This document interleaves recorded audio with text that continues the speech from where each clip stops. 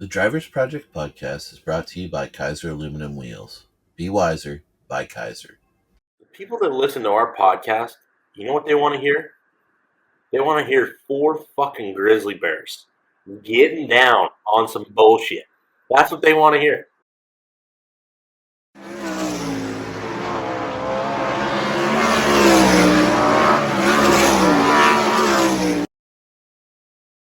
Welcome to the Drivers Project podcast, featuring hosts Dominic Scelzi, JJ Hickle, Sam Hafertepe Jr., and myself, Daryl Turford. We're back with another Drivers Project podcast, and it's presented by Kaiser Wheels, and we're doing a high limit year in review just like we did last year, except this year we got a few people to join us. We have Tony LaPorta and Chase Raudman, along with Tyler Courtney, and they've been pretty much bringing you every high limit race in the second half of the year after Tyler decided to take some time off and relax. Yeah.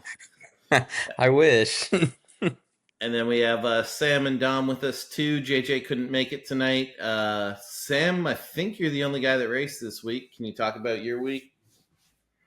I mean, if you call what we did racing, I mean, we could talk about it, but no, it wasn't much to talk about. We didn't qualify so hot, went out after it got dumped oil on the racetrack and didn't really have the optimum track to qualify on there. And then never really could regain after that.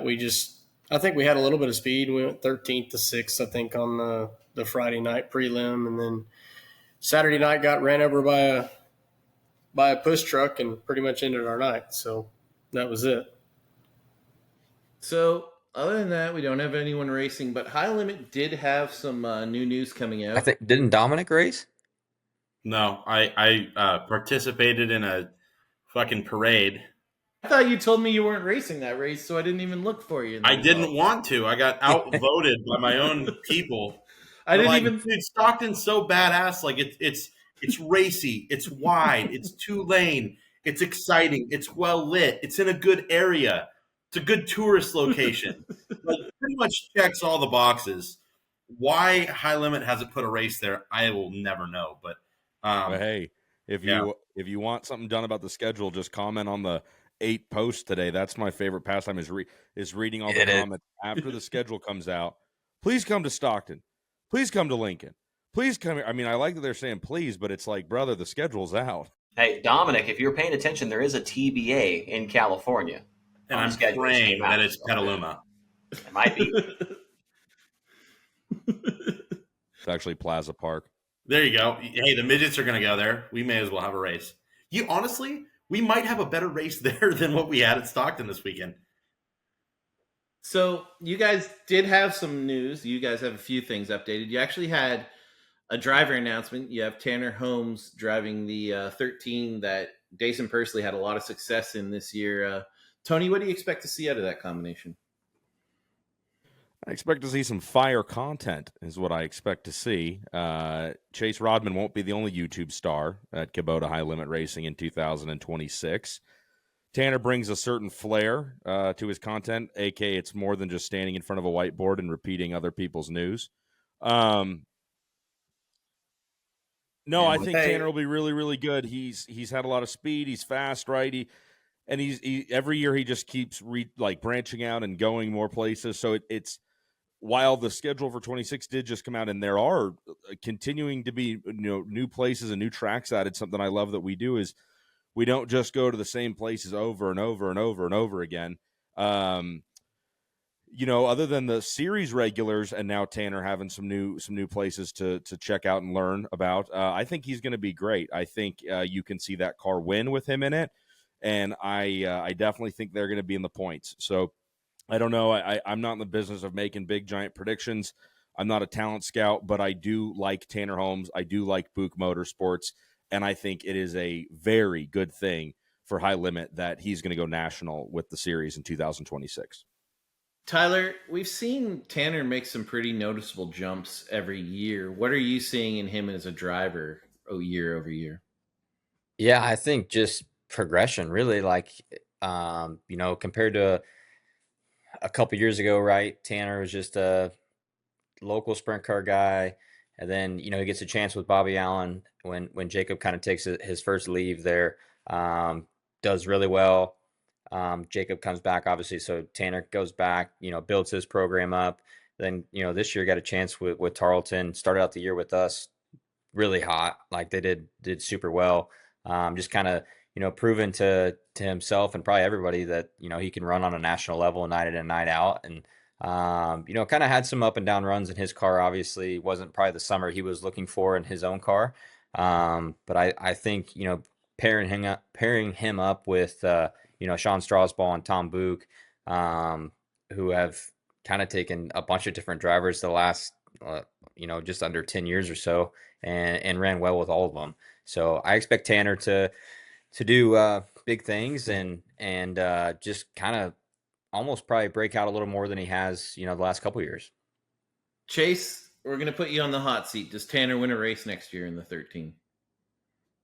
I think if you look at like the history books, right, the Boot cars won at least one high limit race each of the last 3 years. So I think it's definitely possible. I don't know if we would have thought that Dason would have won a race this year. We know he's super talented, but man, did he really, get going there late in the year. And I mean, that car was one of the best cars in qualifying all year. And obviously you got to qualify good to be able to win these races. So I think he could win a race, especially when we get out there on the West Coast. I mean, we saw how good Dason was at Skagit. Tanner's already really good at Skagit. And Tyler mentioned it as well with, having a crew chief like Sean, who's got so much experience with different guys, and he's been working on the same cars for so long. He's got a really good package, I feel like. And Tanner, he's proven here over the last couple of years that when he does have, a legitimate crew chief, that he performs really, really well. Obviously, Drew Warner and him were really good this year. And then when he was in the 1A, like Tyler mentioned, he was fast as well. So I'm excited to see him with a legitimate crew chief that's proven himself over a very long period of time. And I think he will be in the mix a lot next year for some wins, especially in the tracks that he's obviously familiar with. He's going to be going to obviously a ton of new tracks, but the West Coast, I think he's definitely going to be in contention for some wins. The other big announcement came today while Sam and I were eating Chipotle at the world's greatest fast food restaurant, and that was that you guys were dropping your schedule, which shocked the hell out of us because we normally see those generally around PRI. Tony, could you talk a bit about the schedule for this year? Hang on. Let me just say, good job, High Limit, for dropping the schedule at a good time where nothing's going on, because dropping news at the PRI show is overrated. Stop doing it. No one gives a shit. Don't do it. Just do the PRI show. Everyone that likes to drop news at the PRI show drives me crazy. It's like, have your own time. Make it when no one else is paying attention. That's when people want to see it. So I have no reason for having to say that, but I just feel like, I want to say it. So yeah, Dominic Scelzi likes when you make announcements their own, and he likes to make announcements on his own. Damn right. But I agree. Like, I feel like the PRI show for the longest time became where everybody does all their announcements, and now everybody does it at the same time. And let's say you wanted to make this a big announcement. Well, it doesn't matter because 60 other people already did theirs. So you're 60th on the list. And I think High Limit, one, gives a lot of fans, teams, time to process what that schedule looks like and plan accordingly. And I'm going to add one more thing before I shut up and drink my juice over here. I've talked to fans over the last however many years about coming to the races. And all the time when I was on the road, I'd fly in and out, and I'd never really stay. I'd always be going back and forth. And the number one thing I always got was, man, it's so hard for us to book our vacations in like 5 months notice or 6 months notice. It's nice when we have more time. And like the biggest thing I always heard was the Kings Royal, the National Open, the Knoxville Nationals, the Gold Cup. Everyone knew the dates the year after. So they didn't have to worry about a schedule coming out. They could go, hey, you know what? We're going to go take a week and we're going to go here. We're going to go do this. So I think High Limit is completely onto something by getting it out way early. Now people can request time off. They can get their flights, their hotels, and go enjoy a vacation to come to a big event. I agree. And I'm going to take Dominic's point one step further, and I don't just think putting news out during PRI is overrated. I think PRI is overrated. That's your hot take from TLP. Maybe it's because I live in Indianapolis, and I've lived in Indianapolis for the last couple of years, and I've gone to way too many PRIs, but it's just a bunch of hey, how are you? You know, everybody goes there trying to make deals. You know, at PRI, you see the young guys or the kids sometimes getting dressed up by their parents in like jackets and button-down shirts, and they're going to go, you know, get a sponsorship deal from this major brand at PRI. And it's like, man, I don't think that's where. I think you should have been working on that 6 months ago, Timmy. But yeah, PRI sucks, and but I'll probably be there this year, so whatever.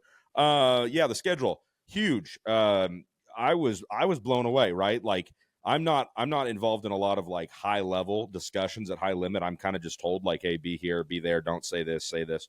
And so when the schedule came out, a lot of it, most of it was news to me.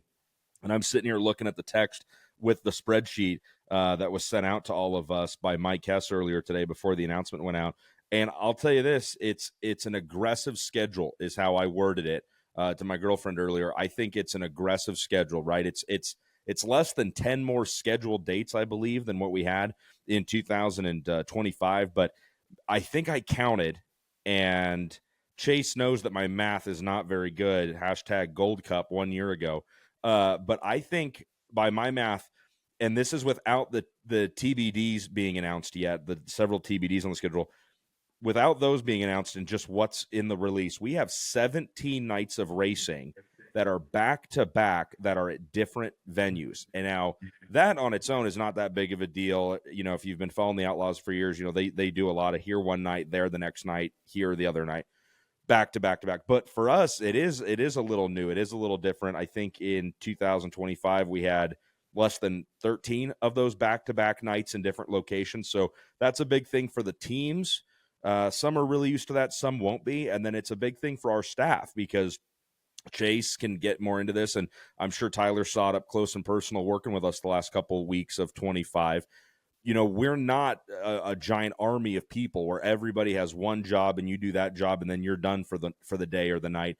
We all kind of do a little bit of everything. So I'm excited. I like it. That's the fun part about this kind of racing. But it's definitely going to be different. So, you know, it's an aggressive schedule is how I sum it up, but I like it. Chase, what are your thoughts on it? Anything stand out to you? Anywhere you're looking forward to going? I'm just looking forward to going to all the new tracks. You know, there's 12 of them on the schedule. We had a few that were on the schedule last year, but they got rained out. But I'm looking forward to going like to Shelby County. Like I've heard so much about it. I've actually never really I've watched maybe a couple clips of it. I know it's really good for like stock cars and late models and stuff like that. You know, and just go into new markets as well. Obviously, Montana has been really wanting a national touring race around there for a long time, and also to have that along with the Race Redeem Foundation race, making it 26,000 to win.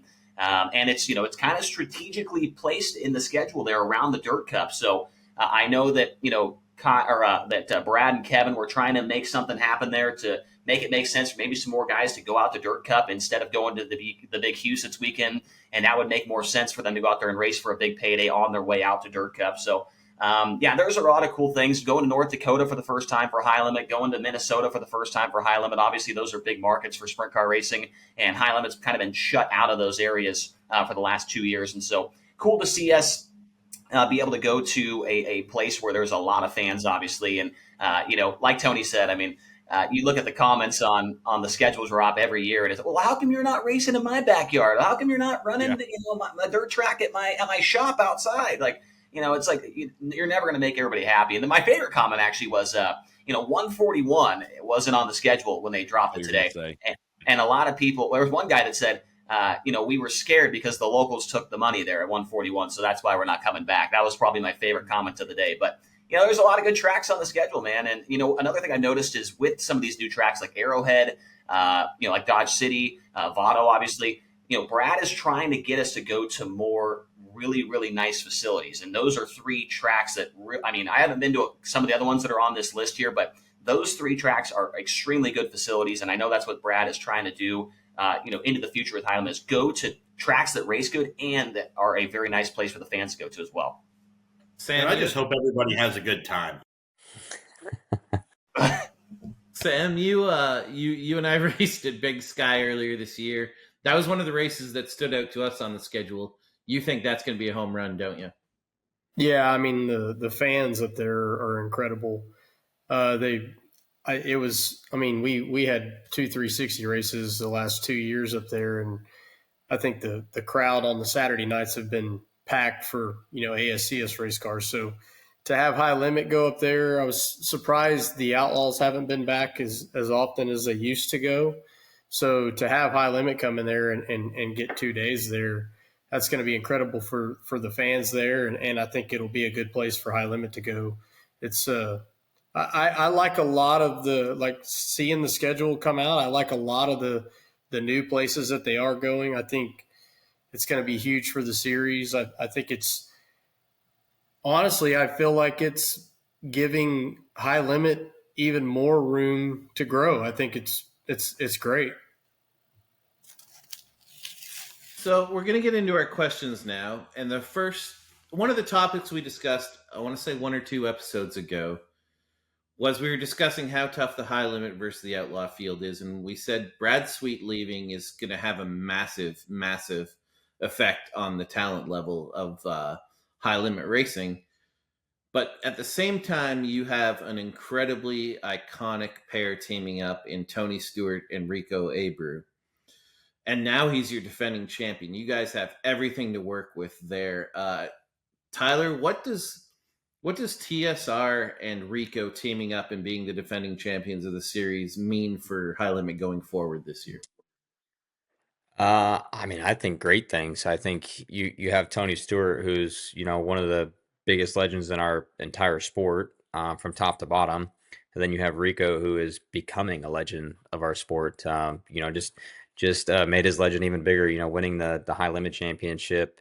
And then you have Ricky Warner in the mix, right? So you have, those 3 things combined, especially coming off a championship year, it's going to do great things for them. And it's going to keep making the rest of us at High Limit, the competitors, raise our bar and set it higher and higher each year to knock them off. It is, obviously Brad had set the bar really high. We finally, got to the point Rico knocked him off, and now Rico's the point of emphasis here. So I think it's great. I think it's great for Tony to get involved with High Limit, and just having his name as a presence is huge for the sport, but also for High Limit. Selfishly, it's great for us. So excited for that, and probably going to have more corporate sponsors involved. Obviously, we got Nos with myself, and I haven't seen anything about CarQuest and Advance coming along on board with them, but I would imagine just the partnership they've had, they probably will. How do you not get behind a marketing home run like Rico? And yeah, I'm excited, honestly. I think obviously it's going to make Rico's operation better, which is going to make it harder to beat him. And in this deal, you want to beat the best guys at their best, and that's what Rico's going to be, and I'm excited for that. Chase, do you think it was almost needed or important for the series for Brad to lose before retiring to almost pass the torch? Yeah, Chase, what do you think? I don't know. I think it would have been kind of crazy for him to win it and then go out. That would have been, the storybook ending for sure if he won the championship and decided, hey, I'm done now. I'm not sure if it was important for him to lose to the series, but I think it is important to the series that he is no longer, going to be a full-time driver. Obviously, that's one of the big, critiques with the series is Brad Sweet runs every single race and he gets all this favoritism, even though he gets black flag, I feel like more than anybody else. But that was something that you never hear the end of it, right? Brad, he gets all the favoritism. Kyle gets all the favoritism. But now that Brad's not in that equation anymore, Kyle obviously doesn't race full time. He doesn't do it for a living, apparently. But Brad not going to be around full time is obviously a really big deal for the series. So, and the other thing is, I don't know if this is even a topic you were going to bring up, but Rico wins the championship. I feel like when a guy wins a championship like that, we've seen it with Gravel, right? He's going to win 2. We saw it with Brad. He won 5. Donnie won 903. When a guy wins a championship, they go on these runs. I don't know if I see that with our series. I was doing my notes for my season in reviews for my whiteboard stuff.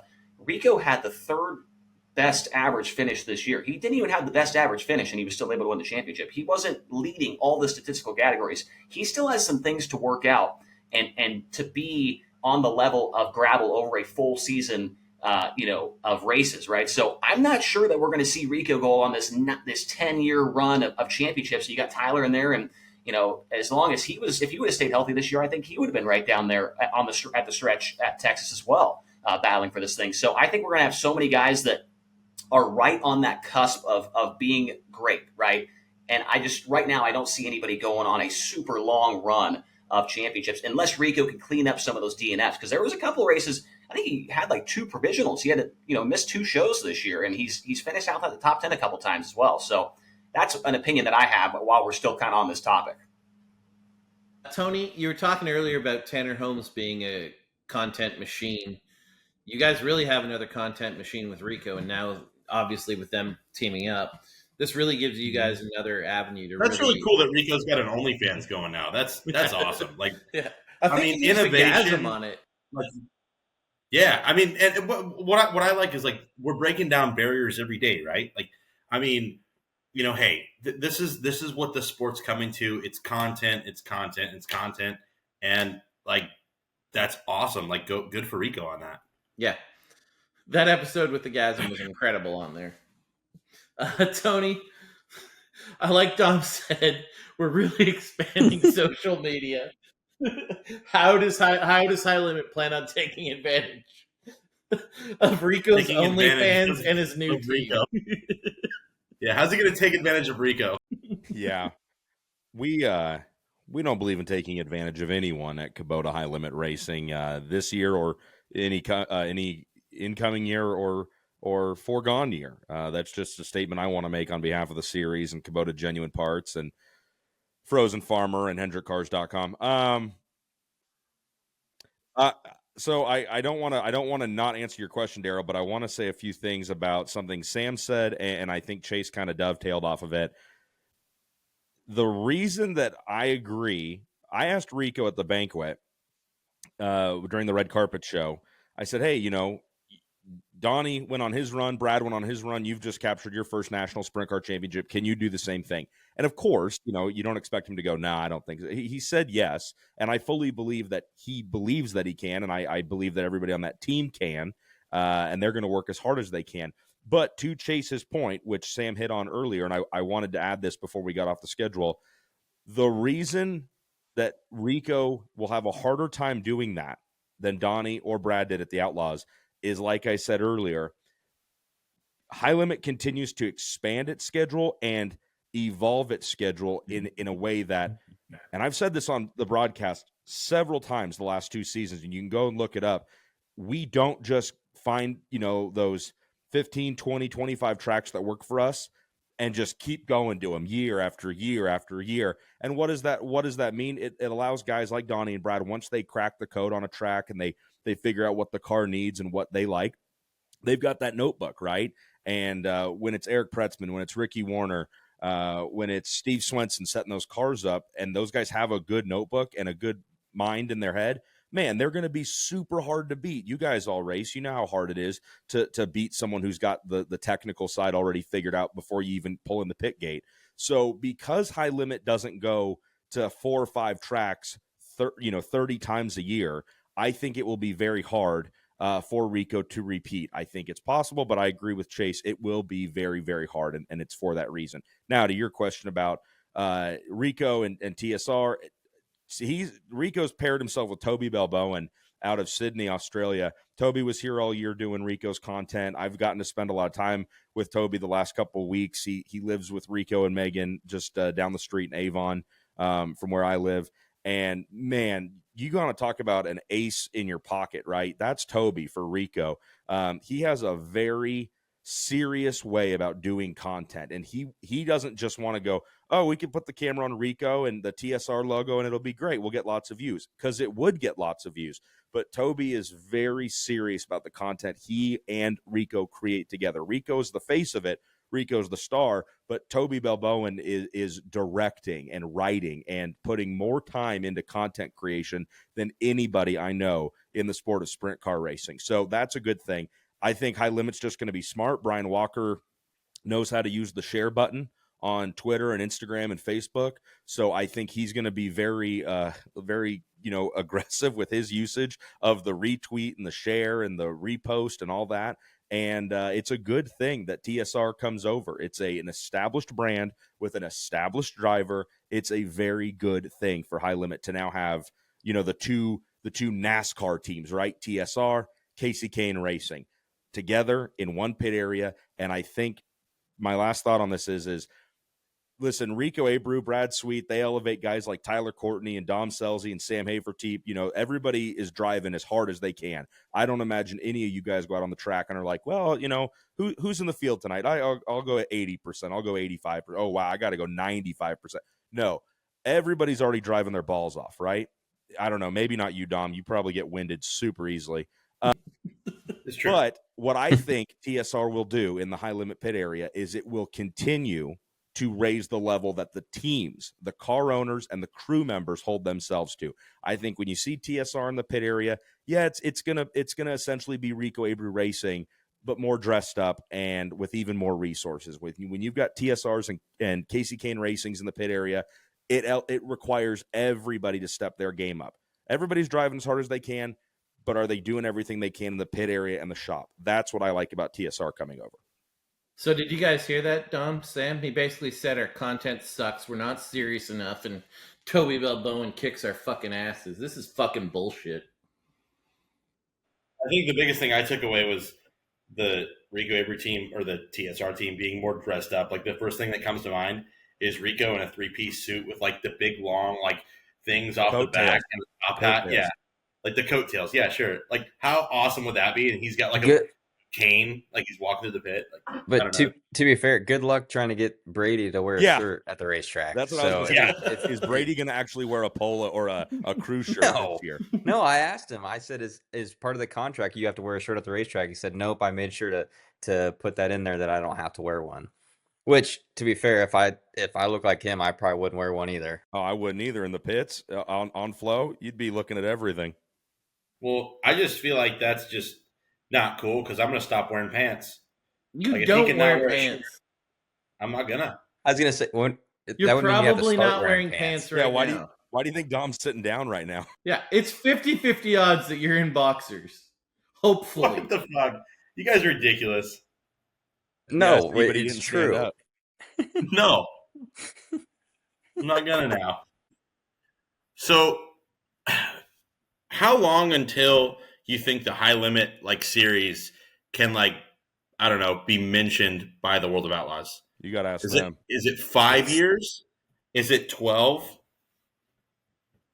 I think it's an indefinite answer. I actually have thoughts on that. Basically, no, I'm not even making a joke here. I have legitimate thoughts on it.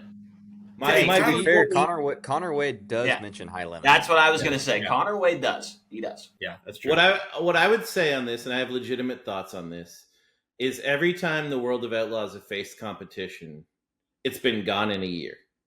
The USA was done in a year. The version in the 2000s was done in a year. And basically, they've seen that the playbook is just keep doing what you're doing, put your heads down, don't worry about. Except you guys have become a problem. You didn't go away after the first year. High Limit came back for a second year. And I think you're going to see the World of Outlaws adjust and probably make some changes. And one of those changes is that, because I think it's starting to make them look silly that they generally don't acknowledge your existence. I don't know what other people's thoughts on that are. Yeah, I think I don't even know. I don't know. I've never looked at it as a competition, right, between one or the other. I feel like it's been great for the sport that both sides are racing for more money. It makes our big races even bigger, and all that. So I don't know. Hopefully it does start to mend fences here or whatever, because I think both working together can take our sport to the next level. Isn't it weird though? And what's wild to me is I think of the MLB. When a guy comes from the Mexico League or the Japan League, they bring up stats. They bring all this stuff. You guys race, it's acknowledged from Outlaw Stats. Like, I think it's a slander on a career of somebody. Like, I look at Cole Macedo. He won his first national win this year, and it was a high limit race. And like, you can't even be like, hey, he just won his first national sprint car race. I mean, I don't know. Like, I love the Outlaws. I really do. It's just I wish that they'd kind of chill out on this. And honestly, I think they'd get a little bit of shit if they just came out next year and like weren't weird about it. But people would forget about it so quick if they just dropped it. Like, the fact that they don't, it's crazy. And what's wild is you guys really are like the Japanese MLB because you have Kyle Larson. So it makes it very similar in a lot of ways. Like Shohei Ohtani, who is Kyle's interpreter? Josh Peterman. Is that who's doing all the? JP. Okay. Probably. Yeah, he's going to take the fall. He must be doing all that betting on race bids or whatever it is. I don't Kyle have. he doesn't make any money racing. It's all from bets. Yeah, exactly. Like you said, Dom. Like Cole Macedo wins a high limit race. It's not mentioned. The other one that was kind of blatant, I felt like, Travis was Aarons. I mean, I wasn't even thinking about that one, but you could bring that one up as well. But the other one I was thinking thought was, you guys didn't want to bring that up because you guys are scared of going to 141. We're scared of 141. Yeah, they took the lunch money, I read. Yeah, the drivers are scared of 141. But the other one that I thought was a blatant kind of like, diss, I guess, was, there had never been a national touring race at Kern Raceway until this year. And the Outlaws and High Limit both went there, and a bunch of the California guys ran Kern with High Limit, but then, when they show up to the Outlaws, the tweets are all, and back on May 2nd, there was a race here, and Spencer Baston ran third. And then, it's just like, come on, Mike. There was just a race there. You know what race it was. Like, that's that one. It's really weird. Yeah, it's like never mind. Well, Presidents say making their debut. You can do it at Eldora. You can get away with it at Eldora, right? Eldora, there's got hundreds and hundreds of results from the Outlaws. It's got 6 from High Limit. You can get away with it there. But when you go to a track like Kern has had one national touring race ever, and it was 4 months before you guys ran, I feel like that one was just kind of like a slap in the face almost, kind of, Well, yeah. And that's where they're missing the boat completely is I think it was Justin Fiedler was either answering somebody on his show or through comments or something.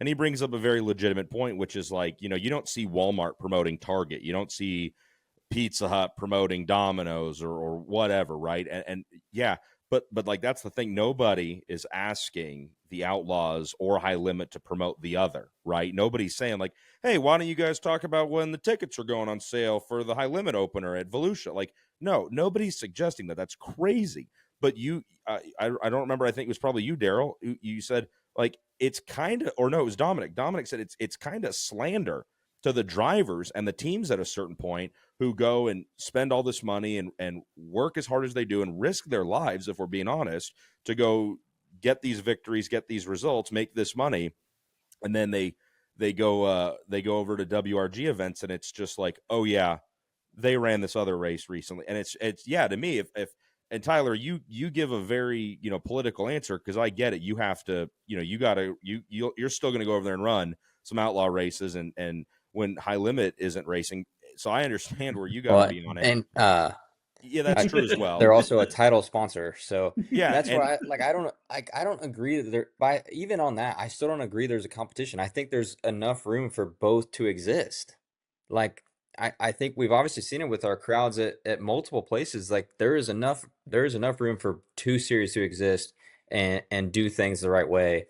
And I think especially if we promote each other, not even like during the week, you don't have to promote each other during the week because that's obviously like that doesn't make sense. But like when we're not racing, we're like our guys are going to race with Outlaws and vice versa. Like you promote those guys, and I feel like we promote their guys very well, like because that's going to help our crowd, right? Like, I feel like all it does is help their crowd if they say, hey, you know what? We got Rico Abreu coming this weekend, Tony Stewart Racing. So the Outlaws do this already, and they do it fucking better than anybody. The Outlaw versus the Posse thing. I love it. I love that they keep score. I love that it's played up. I love that there's some trash talk. What would a world look like if out of the fucking blue, who's on the Outlaws anymore? There's a guy named David Gravel. Okay, let's say, if Gio Scelzi, when he was, hopefully if he's on the Outlaw Tour next year or whatever he does, Yeah, if you he have can no go, idea. I don't know what he's doing, but if he goes to a high limit show and he wins, and the Outlaws just tweet like, "Hey, I heard you want to race in Indiana this weekend. Who dat? High limit. Like, talk some shit. Like, Well, yeah, that's what Brian has brought, over to high limit from whenever, his day one was Walker. He does a good job at engaging and he makes it fun, right? And I Tyler, I get again completely where you're at, and NOS is a fantastic partner of the sport, right? They have pumped Yeah, so and much and money. and really, and they pump up one of our biggest races. They're a huge sponsor for the Gold Cup, right? Yep. Like, and the Knoxville and Nationals. yeah, and the Knoxville Nationals. But she is so involved in our entire sport. Like, I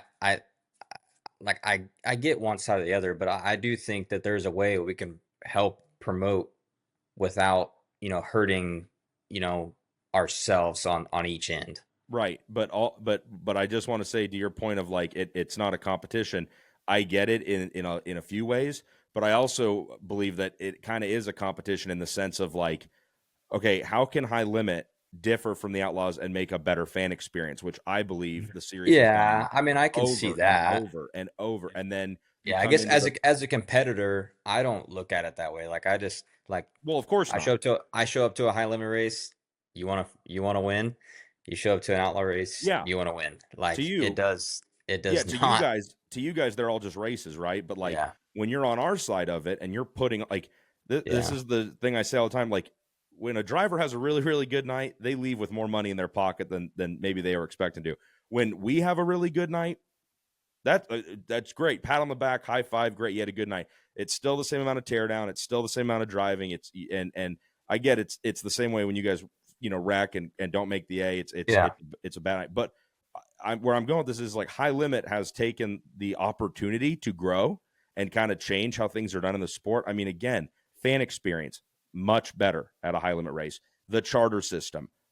I mean, you're putting way more money into these car owners' pockets that nobody else is doing. It's a competition in those regards. Yeah, once you're on the track and it's safe, it's all the same, and you hope it's just an entertaining race. But from stuff we do to promote the drivers, to engage the fans, to grow the sport, to help the car owners, I disagree that it's not a competition. I think it's it's visible in spades across the board.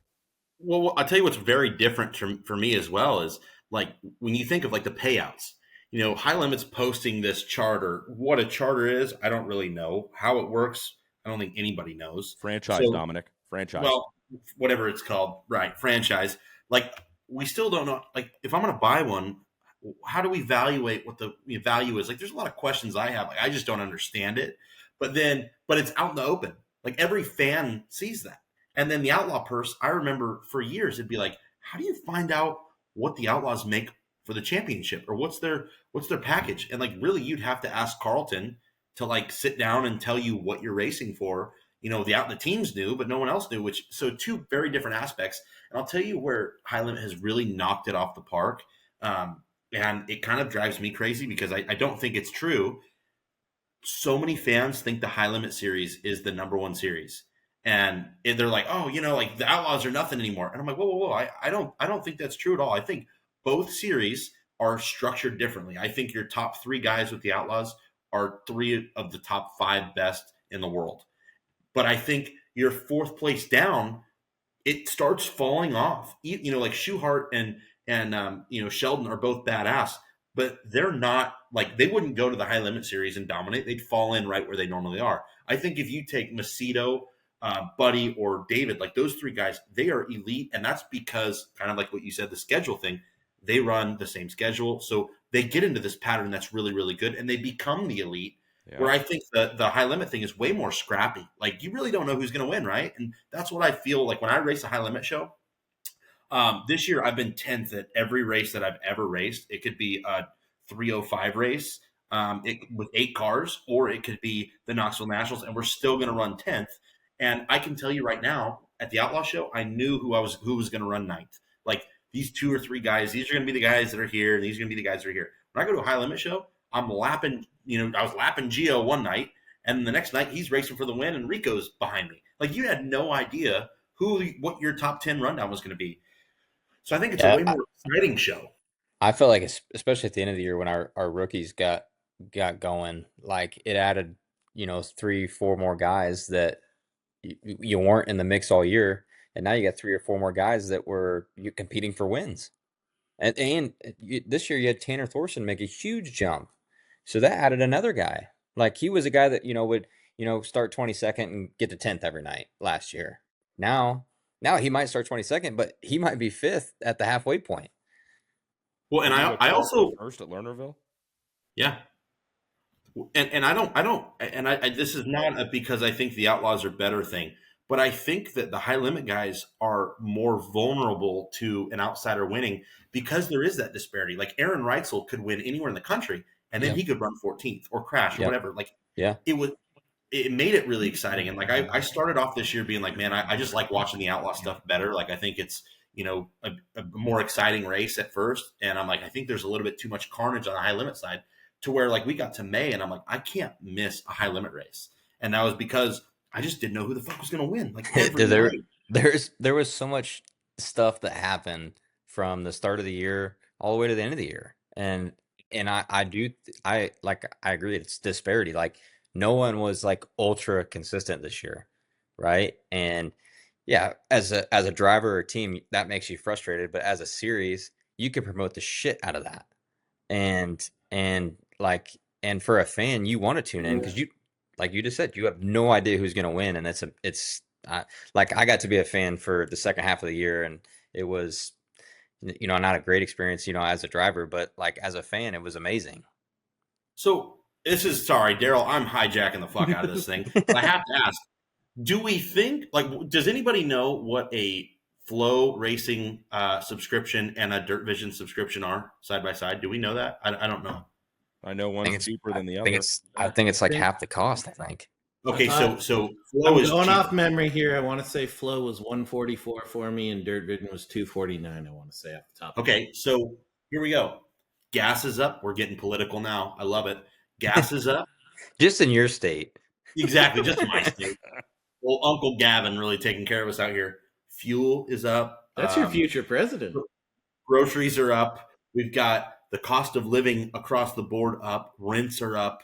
I mean, everything is up here, and the wages aren't going up. I see it. Like I hear every week from the fans out here, like, oh, we wish we could go to every race. We just can't afford to go to as many as we used to.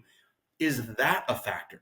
We have fans now choosing, I'm going to go to a subscription service that I still get a top sprint car series, but I get USAC and NARC and the All-Stars and IRA. Dude, you get way more than that. Sports. Yeah. I was gonna say you get OHL way more hockey. than that. I can watch my cousin wrestle across the country on Flow. I just looked it up. So Dirt Vision $299, Flow $179 is that's the crazy. That's Flow with everything, not just the racing part. That's crazy. Massive difference. And that doesn't even get you the Knoxville Nationals. Right. Or the 360 Nationals. Oh my God. So Sam, I know you've got some thoughts and some questions. Flow is like ESPN 8. You got squirrel soccer going on. The Ocho. Sam, I didn't know you played soccer, Dominic. Sam, I know you got some thoughts and questions just from talking earlier today. I have some stuff like, obviously y'all mentioned the rookies kind of coming on at the end. Chase, like, what do you think is futuristic looking? Like, what's y'all's best, your best rookie? What do you think futuristically y'all's best rookie coming out of, this year? Who that looks like going long term?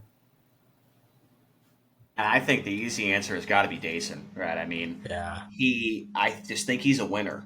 Like, he's just a winner. He wins in everything. I was there at Lernerville with you, Chase, in the booth, and like with our mics muted, you're like, man, he didn't like change, like he didn't get that excited. I'm like, it's Dason. Like Dason, ever since I've known him, has held himself to such a high standard that when he started this year, he like that win had already happened. Like he held himself to that high standard. So when he won that race, was he excited? Yes, but like to the level that Chase thought he would be, no, because he that's the type of driver and person that he is.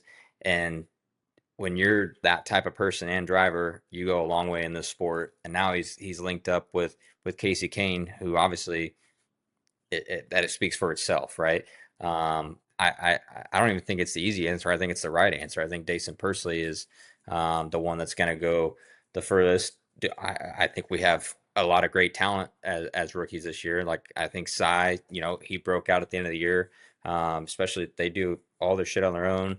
Chase Randall, same situation. They do a lot of their shit on their own, and they're yeah. I mean, we got to see a lot of breakout talent this year, but I think the right answer is Dason Pursley. Yeah, he just wins everything, and I mean, he was unbelievable. Like, I feel like one thing that is hard, and maybe I'm wrong on this. I've never driven a sprint car, but like one thing for guys to get, it takes a long time. I feel like is qualifying. Like qualifying it seems like it's very hard to be good at. We got Gravel, Macedo, those guys. Suck at it. Yeah, like those guys know how to qualify in the top 5 every single night, and that's why they win so many races. Dason Pursley, 1 year in, had 7 or 8 quick times, and he wasn't driving a big game motorsports car. He wasn't driving the KKR9. He wasn't driving the JJR41. He was driving. It's not a top of the line team. I mean, it's a team right below those guys, and he still had 7 or 8 quick times. He got to win. He's I would crazy. say the biggest thing Dason has to work on is those nights you don't qualify there. You have to be a hard charger. Like you can't start 18th and run 18th. Like you got to find a way to go from 18th to at least 10th if you want to win a national championship. Yeah, I think he has the highest ceiling out of the 4 that ran this year. Yeah, I would agree. So to follow up with that, we talk about these charters. So the one issue that I have like going forward is, and maybe it's not an issue at all, maybe you guys can talk some sense into me or help me figure it out. How are we going to help rookies prosper and get into this charter system? That is my thing that I've wondered about. And I'm not saying, okay, we'll just go buy into a charter. What keeps, and this, I think this is a major problem for high limit longer term, is if a rookie wants to start up and we got to wait 2 years to get into that charter, or if we got to buy in, who wants to do that when they can go straight to the Outlaws and get their toe right away? You know what I'm saying? So I'm not saying it's bad. I'm just saying what's the answer to kind of promote? To be honest, Sam, I have the same question. Like how do we keep growing our series on the charter situation? Because say like this year, I said, hey man, I'm done with ASCS. I don't want to do it no more. And you know what? High limit looks nice to me, right? Well, why? Like for a guy like me, I can't just sit on the sideline without something to get me going up and down the road. So like, I think I think there are so many good things about high limit. I don't want to bash it at all, but I think that is something that needs to be looked at going forward. And maybe Brad and those guys have something in mind that they've already been working on. But I think to grow the series even further, I think there needs to be an avenue for other guys to join in on some type of package. So I have an answer. I have the answer, and then go ahead. So all the teams, and I'm guessing Tyler must not have seen this because I'm pretty sure maybe it actually hasn't been released yet, and I cannot talk too much about it, but I have seen what it looks like, and we might have to cut this out. I don't know, but I have seen the numbers as far as like for next year, if let's just say Dominic Scelzi wants to go run the high limit tour, like what the numbers are. And they are very, very appealing, like very good. Like that's my thing is I just haven't seen anything. Yeah, and that hasn't been released yet. Obviously, it has not been released yet, and I don't know when it's going to be. But I'm telling you, like when you see, like when I saw it, and I was on a call with Anthony, and I was on a call with Tony, and and Anthony and I were like, is this real? Like, we honestly could not believe the numbers that they were throwing out there. Well, but I think you have to, especially to keep those guys from going outlaw racing. Like, like a guy like Cy Lynch, right? Didn't run, where he needed to this year to really put himself even in a good spot to get a charter next year. So, like, for him, it makes a whole lot of sense just to go to the Outlaws because you know what guarantee money you're getting. So that was my thing. Is like I just hadn't seen what that outside the charter thing looks like, and obviously it sounds like we're going to. I just for me just being ignorant or whatever, like just hadn't like for me like if you're a new team trying to go national racing, like the Outlaw deal makes a little more sense if you don't know what you're racing for. Yeah. I Go think, ahead, Tony. Yeah. I think the best way, and Chase, again, correct me if I'm wrong, because I remember that call, but I don't remember a lot of the visuals.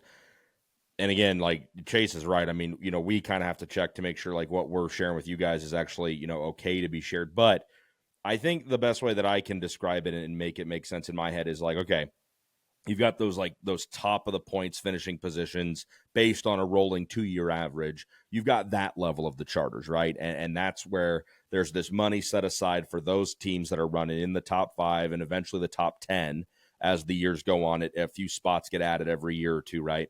But then, the way that I kind of, make it work for my simple mind is then there's like a second tier charter system for the guys that are new teams, new cars. Because again, it all comes down to the car number, right? It's about the car owner. Dom, you helped out Roth last year by having 4 runs with those guys and keeping McFadden inside the top 5 in points, but it wasn't really McFadden. It was Roth in the 83. So again, all this is like still like being built and is very fluid. So that's why we don't have we're not dodging it, but it's very hard to wrap your hands around it. I explain it as there's the top level charter system, for the top tier teams, but then there's a second tier where it's like, yeah, if Dom and Sam Hafertepe and JJ Hickle want to go racing with high limit and commit to a full-time deal, well, they're not there yet to be able to get that top tier money, but there's a second tier down where again the money is still crazy, that it's what's being made available to these teams that haven't been with the series for more than 2 years. And again, I don't know if that cleans it up at all, but to me, Sam, that's how they can go out and say to, hey, Sam Hafertepe, we want you to come race with us, or you want to come race with us. Here's what you're entitled to. If you make that full season agreement, you're at everything and you run decently. That's how it it gets offered to the new teams. If that's kind of what you're asking. Yeah. It is. And just kind of to clarify a little bit more is when we had this call or whatever talking about it, because they want Tony and I to know about it, just because for instances like this, and it wasn't just about that, it was about other things involved with everything behind the scenes. Like if somebody asks us a question, they want us to be able to have the answers to those questions. And that's why this is maybe a good, because I was watching your guys' show, I don't know if it was the last one or the one before, but I was screaming at my TV because I think Dominic was saying something like, oh, what are those guys going to get that they join? I'm like, man, I you might have to cut this part out, but there will be enough money for at least 8 other guys to run next year, outside of the top 10. Come on, Dom. That part you might have to cut out, but there's enough for 8 guys to race next year. So not gonna lie, we've talked about it. Come on. It's been talked about. So, yeah, I can't obviously reveal all the numbers, but I'm sure they've got to be coming out with that soon. I mean, and probably around the time when the Outlaws do their thing, I would think the Highland the next day puts theirs out, or so. I don't know. Yeah, I would. I bet I bet they put it out even before that, because you got to get guys. Because dude, I mean, there's no off season. There's no off season anymore. You got to be going right now. And I think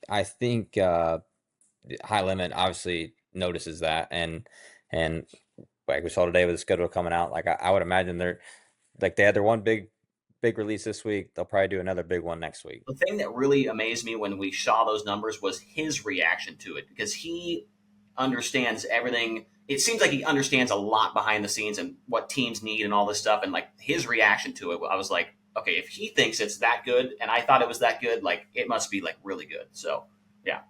Well, that's good to hear, because I was starting to think, man, this is great what's going on, but man, how are we going to get more guys wanting to join? And obviously that answers the question. I think that's great. That's awesome. So here's another weird thing about our sport right now. So High Limit owns. Does High Limit own the All Stars, or are they just an ally? But I mean, in a roundabout way, it seems they own it. They own All Stars. Yeah, and now Brad owns NARC. So we have basically AA baseball or AAA. It's the minor leagues now owned by a national series. We have ASCS owned by the Outlaws, by the Outlaws. Do they bring in another? Regional I guess for lack of better words, feeder series. Yeah. It reminds me. It's very gum out. If only they own like a 360 series or something that they could take Yeah. advantage of. Yeah, They're not go taking midget advantage racing. of it all.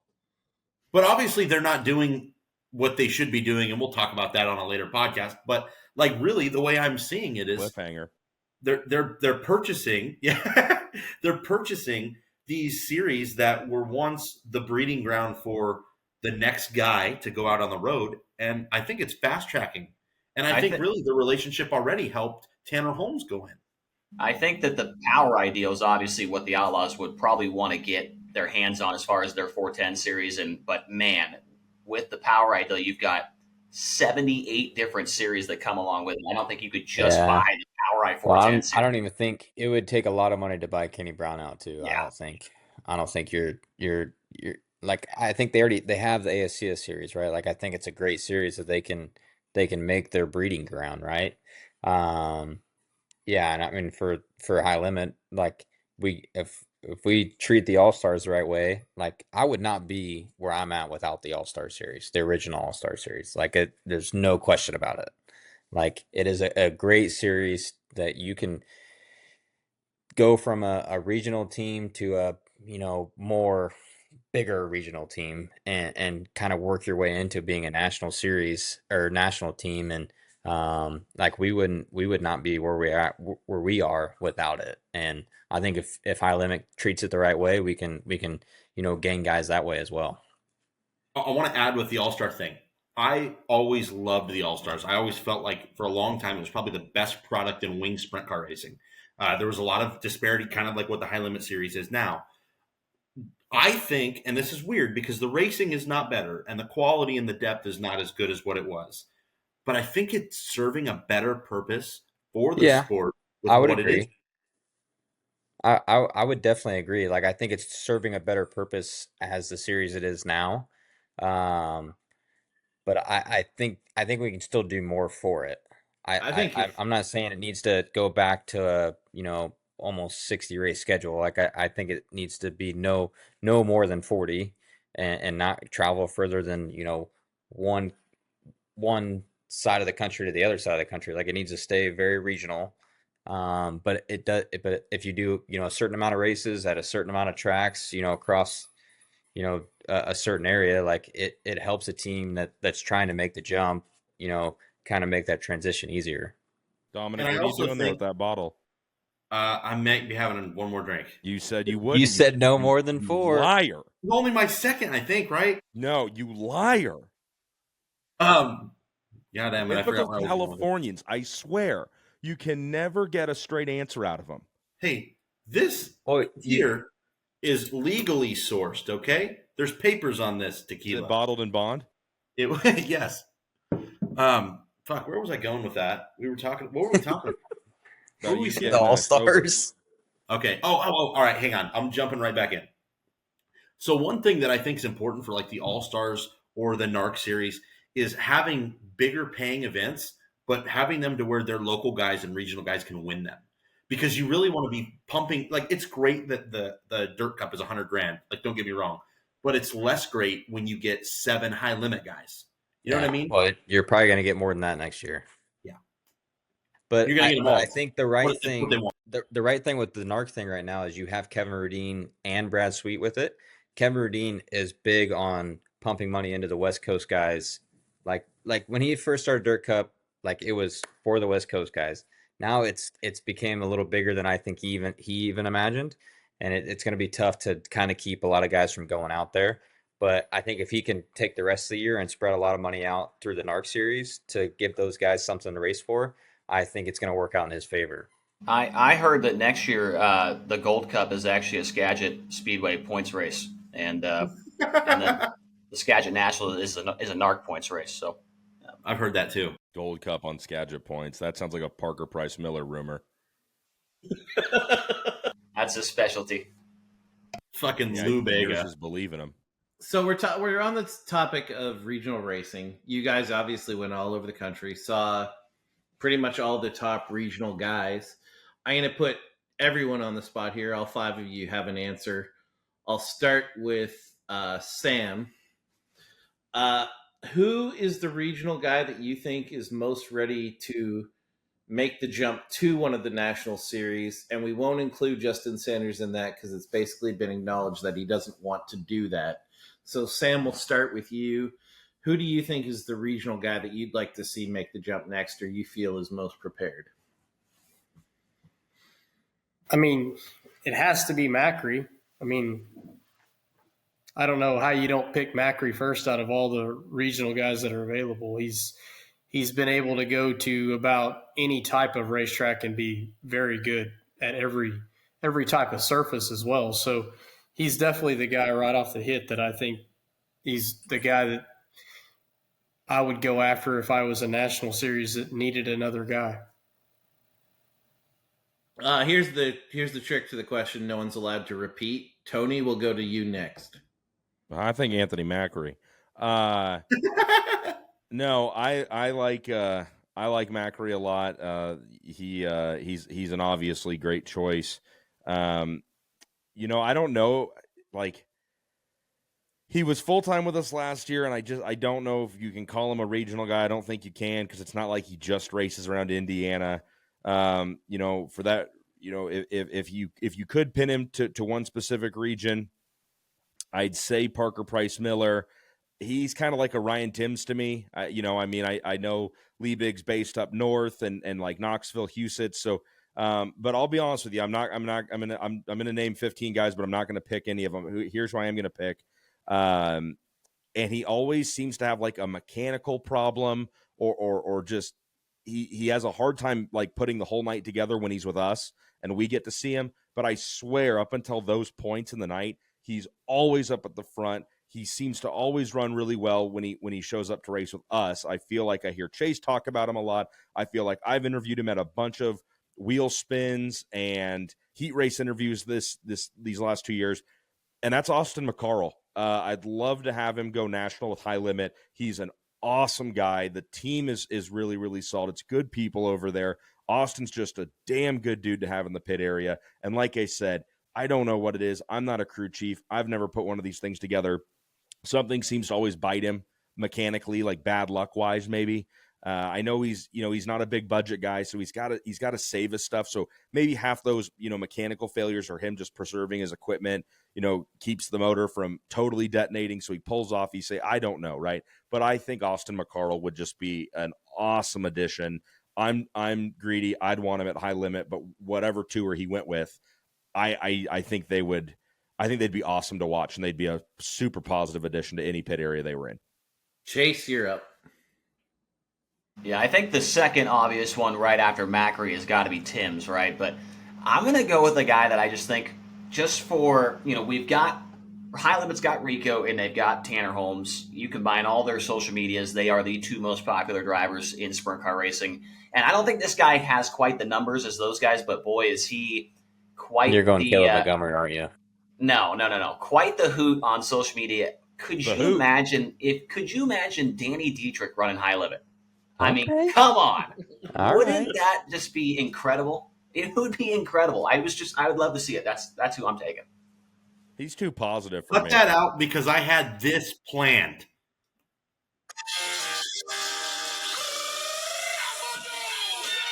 John Cena? Getting Danny Dietrich. That's what I was going to do for you guys. I was going to do that. It was going to be a spectacle, and it was going to be up on Facebook. With John Cena, you can't see him, though. Exactly. Well, yeah, I'm John Cena. Nobody's ever had that problem with Dom. Yeah, no, everyone can see me. Usually at the fucking line. Okay, fuck. All right, go ahead, Tyler. I got to think of somebody. Yeah, I mean, I think we're going back to the All-Star thing here. I think you look at a guy like Caleb Henry. He's a guy that, won an All-Star championship this year as a driver. I think teams, they kind of had almost the same thing that we had at High Limit. Like one team won and one driver won. But either way, I think Caleb Henry's another product that has a lot of upside. I think he's got a lot of stuff to work on, but he knows how to win. And I think they went to a lot of new tracks this year too on the All-Star Series for especially those teams, and he ran well at almost all of them. So I think definitely a guy like him would I think benefit either national series. How has nobody picked Dominic Scelzi yet to come out of California? Because we know That's he's not crazy. coming. I just can't believe we're on 4 and we haven't picked Ryan Timms. No, what region? Because they've come out publicly. It's like Justin Sanders. They've come out publicly and said they're not Fair going. enough. Yeah, they're not like, so it's pretty easy to not pick Ryan Timms because they've said like we aren't doing it. Like we're gonna keep doing what we're doing. Does that mean that Danny Dietrich's eliminated, or would he be on the table?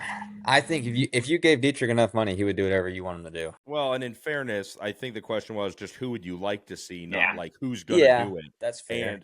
But my problem with Timms is like, what region do you assign him to? I mean, Knoxville and like North Dakota, I guess. So I don't know. Regions are hard. I don't own a map. And it's the same thing like with Macri. Macri's a tough guy to get to go follow a national tour too, because just like Dietrich, like if you spend a lot of your year in PA, there's a lot of big money up there. Yeah, you don't need to leave. And like when both national series come in there, those big money races too, if you're really good at those racetracks, you got a pretty damn good chance. Dom, we've given you a ton of time to figure this shit out. Let me tell you what, this has been one of the harder things I've had to do on this podcast to just keep the name in my head. I keep bouncing around. I thought the Danny Dietrich thing was going to be great. Thanks, Chase. Appreciate that. Emerson Axum. He pretty much did the good outlaw. Answer. I mean, I think that's a really good guy. Look how much better he's been since he got back in the 27. Like, that's wild. He kind of got real stagnant, and I'm like, you know what? It's his first time in a lot of these places. Like, the kid's, good, but he's learning. And then I'm like, he got back in his own shit and ran second. I'm like, dude, fuck that. That was a terrible, way to discredit him, because the guy ran second at the 360 Nationals, his first time running it. He's made the Knoxville Nationals. He's run up front all across the country. So to me, I'm like, that one makes the most sense. But I think if we're going just from like, if I'm a high limit promoter, who do I want to add to my, lineup of guys? Like, I want personality, and Danny Dietrich is the best fit for that. Like, he's no bullshit, but I don't ever see him wanting to travel. You remember when he signed up for the All-Stars in 2020? He signed up every year for like 4 years. Yeah. Man, it'd be awesome to get him on the show next week, huh? I think out of all of our answers, Axum's probably the one that actually might happen most. Might go one way or the other, yeah. McCarl is probably second, I would say, out of those 5. Hey, I think I just got to ask Daryl. I apologize, but I just got to ask Tyler, what are you drinking? A Woodford. Ooh, that's good. I saw you drinking whiskey, and I just wanted to know, because that makes me really want to wet my whistle, and I didn't know what you were enjoying. Why didn't you go pour one? Well, I don't know. I'm trying to burn clean these days, getting up, going to the gym, doing all that, trying to look more like the Dominic. off season. Hey, you're right. I'm gonna go get drunk. I'll be right My back. off season started in July, so. A lot of this podcast has obviously been very, very pro and positive high limit. We are going to give the Outlaws a chance to do theirs as well once their season wraps up. What's one thing, this is, we'll go Tony, Chase, then Tyler. What is one thing that high limit is getting wrong or not doing good enough that they need to improve in 2026? Man, Tony, you lead off on that one, all right? What'd you say? You lead off on that one, all right? Thanks, Chase. I appreciate you go ahead and passing that to me. That's really gentlemanly of you. That is a tough one, Daryl. You know what? I'll tell you this. I've been begging Brad Sweet to do at least one race, maybe at random or predetermined with a little asterisk next to it on the schedule, where we just go topless. We lose the wings and we do racing the way it was supposed to be. I would love to see a non-wing race. Tyler Courtney is shook because he's not sure he can drive a non-wing anymore. I think it would be wonderful. There's already a series for it. What's that? There's already a series. Go run USAC. I'm not going to say anything about that. I'm just going to say that I would like to see High Limit do a non-wing race. I think it'd be a lot of fun. We've got some very talented drivers, some hardworking crew members, and non-wing racing is really entertaining. I know Chase looks down on it. He thinks guys that don't race with a wing are lesser people and I they mean, don't I deserve think to if talk we're gonna about do it, it. you can make it a points race. That's the only way I would do it. Okay, that's fine. At no point did I say it was Make an it a point. exhibition. Yeah. What make about it a points flip race. flop combined? Yeah, let's run it at Winchester. No, we'll go Winchester. That's one of the world's 15 fastest half miles, or so I've been told. I can put dirt on that bad boy. Okay. I don't know, Daryl. I mean, man, yeah, I don't know. All right, I gotta warm up a casserole. I'll be back. I got my question. I got my pick that I'm going to come at you guys after if you guys don't say it. It's tough. It's tough, right? Because, like, I mean, I try to stay more positive about what we're doing as a series. Of course, we're not doing everything perfect. I certainly would understand anyone who has a critique or a criticism. That's the world, right? Nothing's perfect. No one is. Man, I don't know. I genuinely do kind of want to just hear some other answers to see if like they're close or. But I don't know. I don't have something like glaring that I'm like, God, we got to fix this. We can't be doing it like this. There's little things, I wish there was stuff we could do with the broadcast. I wish we had some more capabilities and maybe that just comes down to manpower. But I think Flow gives us the superior product every weekend. And yeah, I don't know. I don't want to cop out, but I'm going to have to hear some others to kind of really know whether I'm just all sunshine and rainbows or not. Chase, your turn. I'm out of casserole.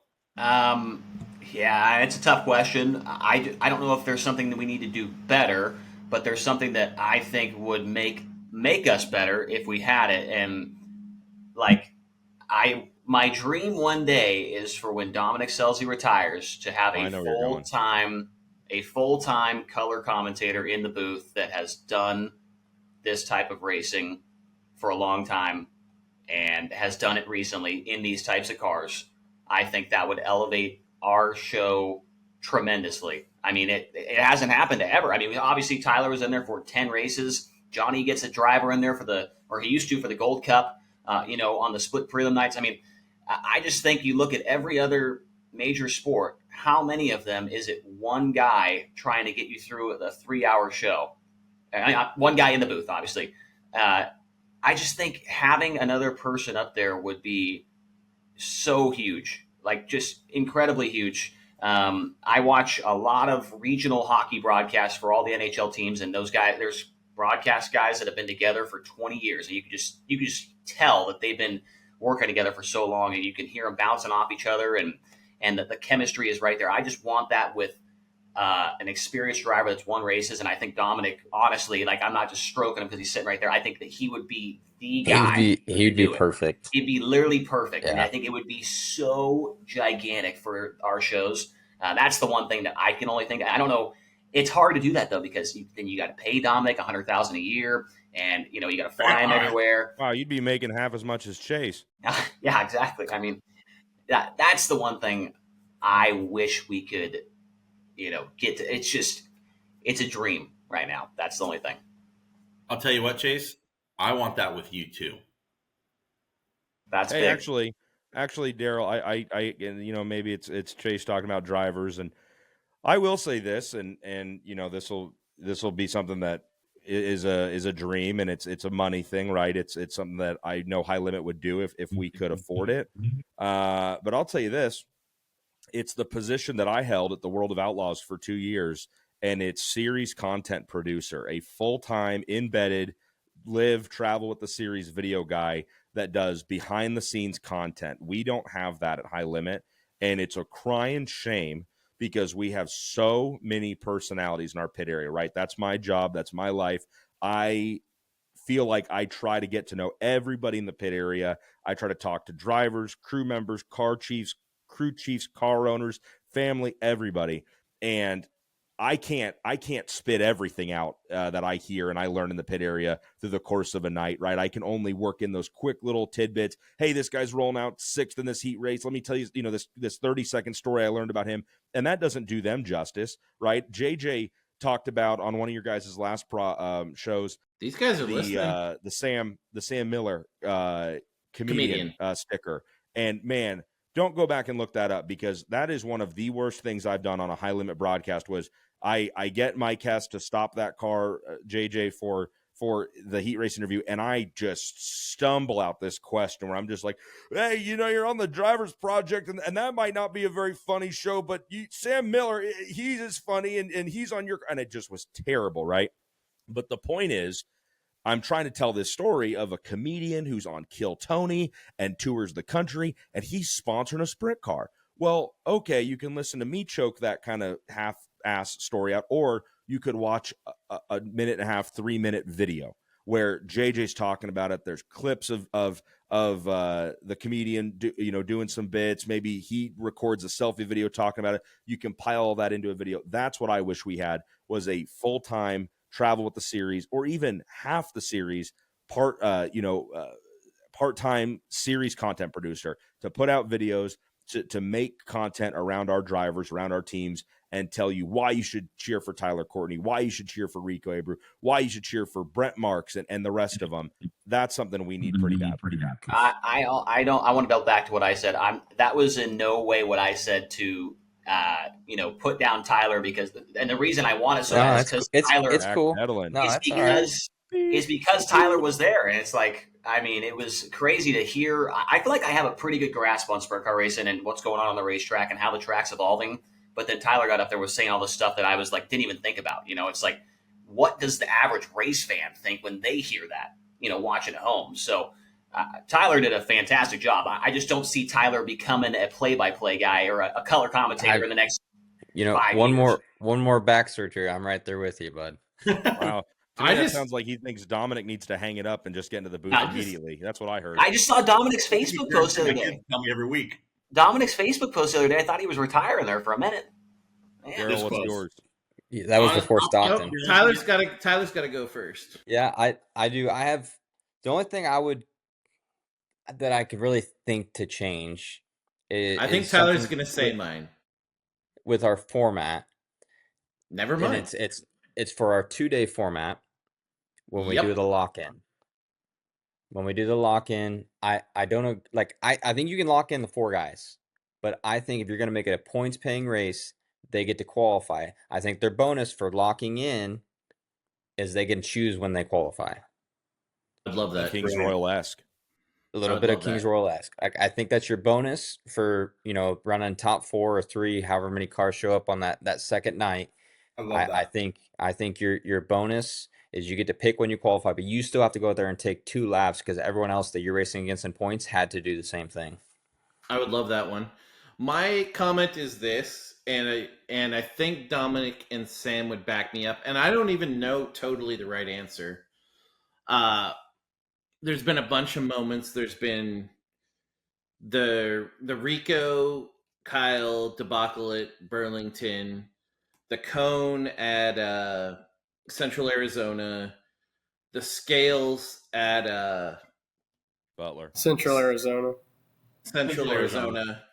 Yeah. There's been a bunch of those situations that I think those guys are hurting you. I think there's a perception like you guys are rigged and you're doing all this for Brad. And I don't even know the answer because, I mean, they're all just – but to be honest, I don't really see those situations as much with the Outlaws. They certainly have them. Like an official ended up with broken glasses. But that's my big one is just trying to cut down on those from the outside looking in. That's the big one. But I love Tyler's. Because I do hate the 4 locking in the next day. I think we all said that. Yeah, and like when you're the guy that locks in, it's the greatest night ever, right? But when you're always the first guy out or whatever, it sucks. But even when I've been the guy locking in, like I think if it's a full points race the next night, I think if those other guys you're racing against for points have to take a lap, I feel like you should have to take a lap too. Like the Knoxville Nationals is not a points race. Those guys lock in, but it's not. It has nothing to do with national points. I think you guys really hit a lot of great things, and I could see each of those options or things being a huge advantage for the series. I got to say that picking when you qualify would fit their format, would fit their brand so well. Like that is a fantastic idea. It really is. I think we need to clip that, send it to Brad and clip it. He's got to see that. Well, and I think Brad might y'all's switch it now because Brad used to love it because he is a top 4 running machine. He can lock in every night. But I think your formats are So- very good. The actual format itself, I think Yeah, that's why I love our format. y'all's series is so interesting because of that. You know, it's not Yeah. like the Outlaws where the top 2 guys start on the front row. You know, they start on the front row of their heat, and that's probably how it's going to finish. Like at least with that, And you got the guy that Yeah, was third quick in that heat or that whatever third quick in those group of guys can potentially win the heat race from the outside front row. So it makes the start of the heat race even more intriguing. Like the start of an outlaw heat race, both of those guys just want to get to turn 1 and get in line and roll. Whereas in high limit, both guys are trying to win that race, and that's a huge difference. I could tell you, like racing ASCS, they have the same format, and it makes our racing even better just because you got 2 guys fighting for the dash going into turn 1, whereas the Outlaws, they're just okay. If that guy beats me into 1, I need to get my speed and get going and just get clean air and go. Like I think it's too. It's just that's why you have David Gravel and these guys dominating so much is because it's not real hard for them, in that situation. Whereas in high limit, man, dude, it's a race every time you hit the racetrack. I feel like in an outlaw heat race, you're just trying to get in and roll, And at high limit, I feel like you're actually racing the heat race, and fans want to see that. Yeah, and I think same thing with our heat races. Like you have those 2 guys basically trying to kill each other into 1 to try and beat each other off of 2. That opens up for the quick time guy in 4th to try and and if you're quick time and you win your heat race, you're on the pole of the dash. Like that changes your whole night too. So like not only does it give 2 other guys an opportunity to make the dash, but it gives that guy that went quick time another opportunity to make his night even better. Okay, so we've actually haven't really done a big year in review here. This has been more of a State of the Union. But what is... I'm going to ask this to everyone. I'm going to start with you, Chase. We're going to let Tony off the hook here. What was your biggest surprise of the 2025 high limit season? And again, no one's allowed to duplicate answers. Well, we mentioned him earlier. I mean, the biggest surprise has got to be Travis Aarons, right? I mean, he won and he kicked their ass so bad that we couldn't even put it back on the schedule. I mean, it was that bad. Tyler was leading. He blew his doors off. I mean, it was that bad. We couldn't go back. But no, but seriously, I actually think that had to be one of the biggest surprises of the year in both series. I mean, absolutely unbelievable what happened. And for it to be a $26,000 win to beat Bill Baylog. I mean, it was like, what are the storylines there? Like Tyler's up front, high roller, Baylog's there, an outlaw who's the god of that track. And then you get this guy that no one's ever heard of wins this race. And it just so happens to be on the same night that, was it the World 100 or the Dream or something, rained out at Eldora. I was told it was the most viewed high limit race of all time. And Travis Aarons, that no one's ever heard of, goes And in it and wasn't wins. just it was that Race for Dean race. It was 26 grand to win. Yeah. 26,000 to win. His first ever start against a national tour. I mean, to me, it's going to be tough to top that one. There's obviously a lot of good storylines and whatnot, and good surprises throughout the year, but to me, that one stands out the most. The fucking Catalina wine mixer. The fucking Catalina wine mixer. You're up, Tyler. All right, I think, and it may not be a surprise to a lot of people, but I think Rico winning the championship is a surprise. Like, I think, especially the way he ran last year, like the end of the year, he showed he had, the capabilities, right?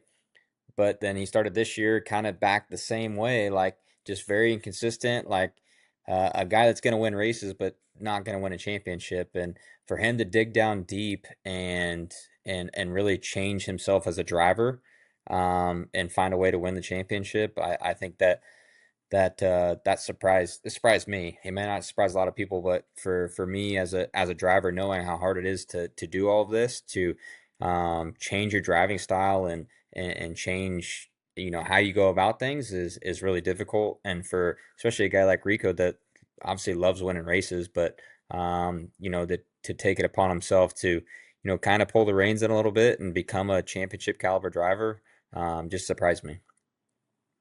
Dom, you're up.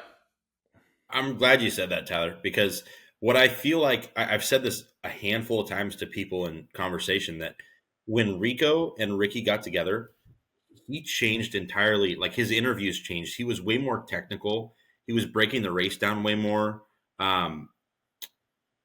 IQ changed there. I don't know what that was. There was a switch that got flipped that we see, like, wall pounder, like badass, can't ever count him out Rico, into way more, technical, way more, playing the race out, race development, I think went through the roof for him.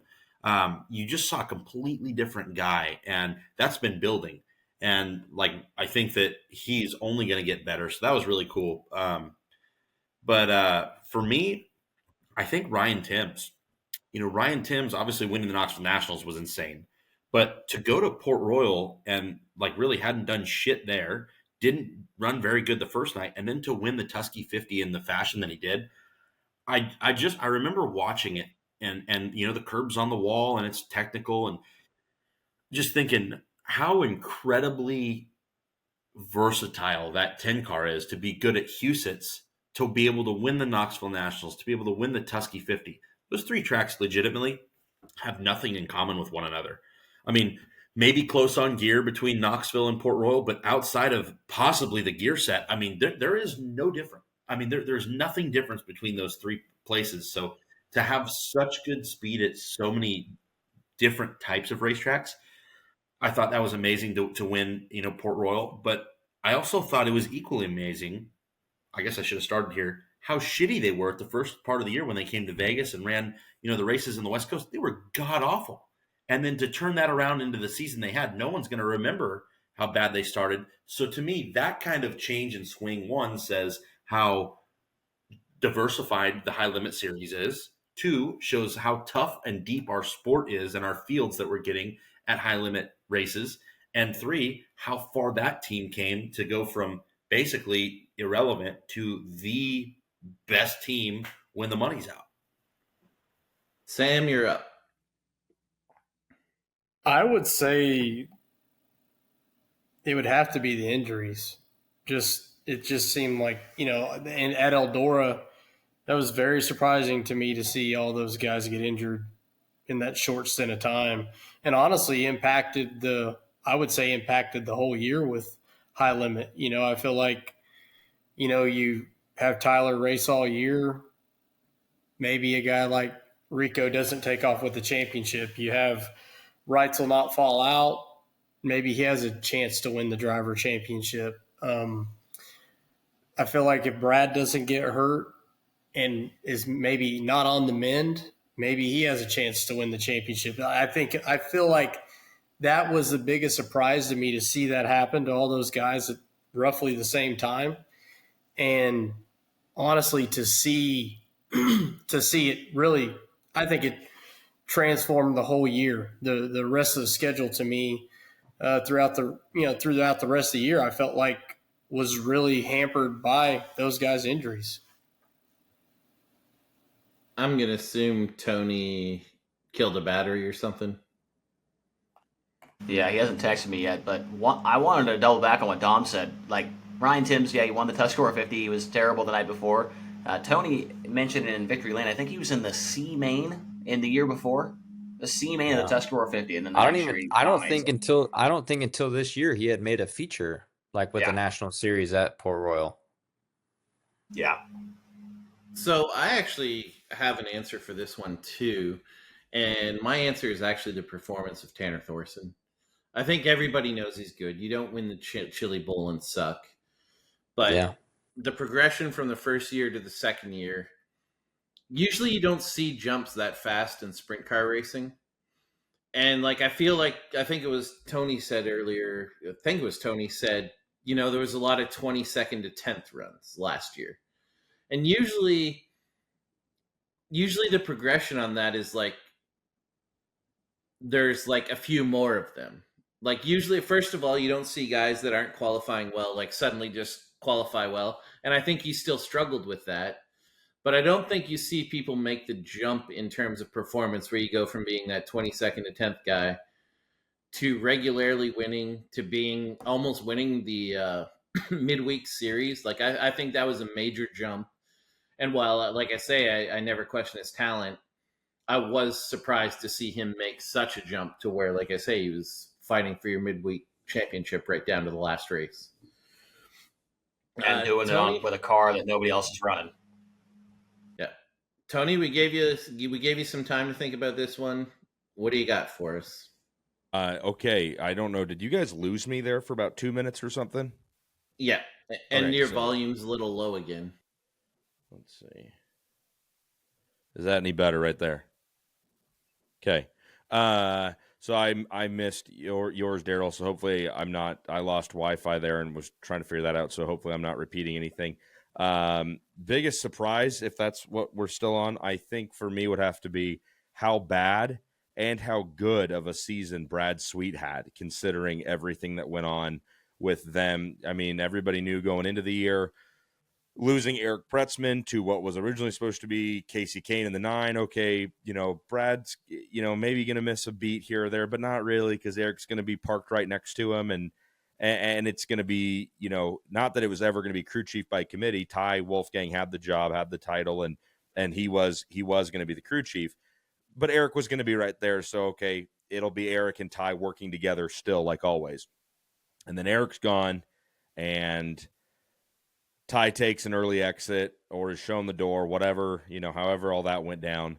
And then they kind of limp the thing. Then it ends up being crew chief by committee. And so Brad ends up with 4 high limit victories, but still ends up, I'm pretty sure, leading the series in top 5s. I'm looking at the stat line here.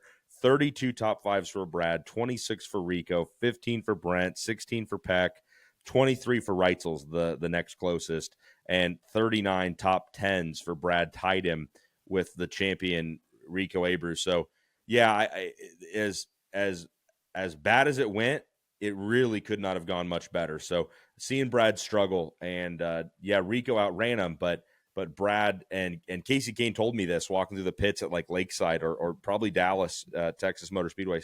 Casey said to himself, we gave up points. We left points on the table. They talked about Butler when Brad drove off the track after finishing on the podium and gets sent all the way to the rear, and several other instances. Casey Kane himself said, we left points on the table. But how apropos is it that Brad Sweet's final full-time season ends in second place in the driver standings, 49 points back? That's called poetry, I think. So we got 2 more questions for you guys. The first one is, as obviously massive fans of our podcast, there's got to be times where we said something, and like you guys were saying earlier, like Chase was saying earlier, you're just yelling at the screen wanting to like correct it or tell us how fucking stupid we are. Have you guys had those moments, and this is your chance to set the record straight on something dumb we said? Yeah, so for me, it was that moment, really. That was the one I was like, and it wasn't like you guys said something dumb. It was just like you didn't know, right? And like I had this information that I would love to share, and I almost texted Dominic, but he's kind of like his brother. It's hard to get a response from, So I was Zero like, text back His hands ever. are full. Sam, Yeah, unless you're about to make him some money, then he'll text you back. Oh, I wasn't aware of that. Okay. But yeah, that was my moment where I was like, man, I wish I was on there right now to tell these guys what's going on, as we can't. Him and 607 right now. Was that a him and grinder Gio notification? have the most amount of unread text messages I've ever seen on anybody's phones. So on the last 3 pods, Dom's unread text messages were like 540. I think the last one was 591, and now he's at 607. Yeah, Dominic's unread text messages look like my unread emails app. It's like the same exact thing. But for Tony? me, that's going to be it. Tony, Tyler, is there ever anything on here we've said where you just like, shut the fuck up? Tyler, you better No, go first. I think you guys are entitled to say what you think. I think that's what this is for, right? Like, I think. Tony disagrees.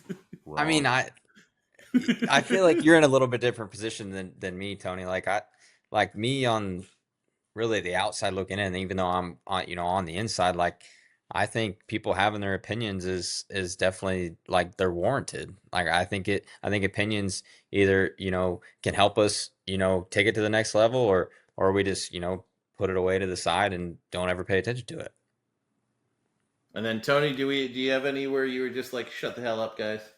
Because I've heard Chase makes you listen to every single episode going down the road. I'm not gonna lie, we do listen to a lot of Driver's Project in the rental car driving around the country, and yeah, Dominic, I do double dog dare you. That's what I'm gonna reply to that text with.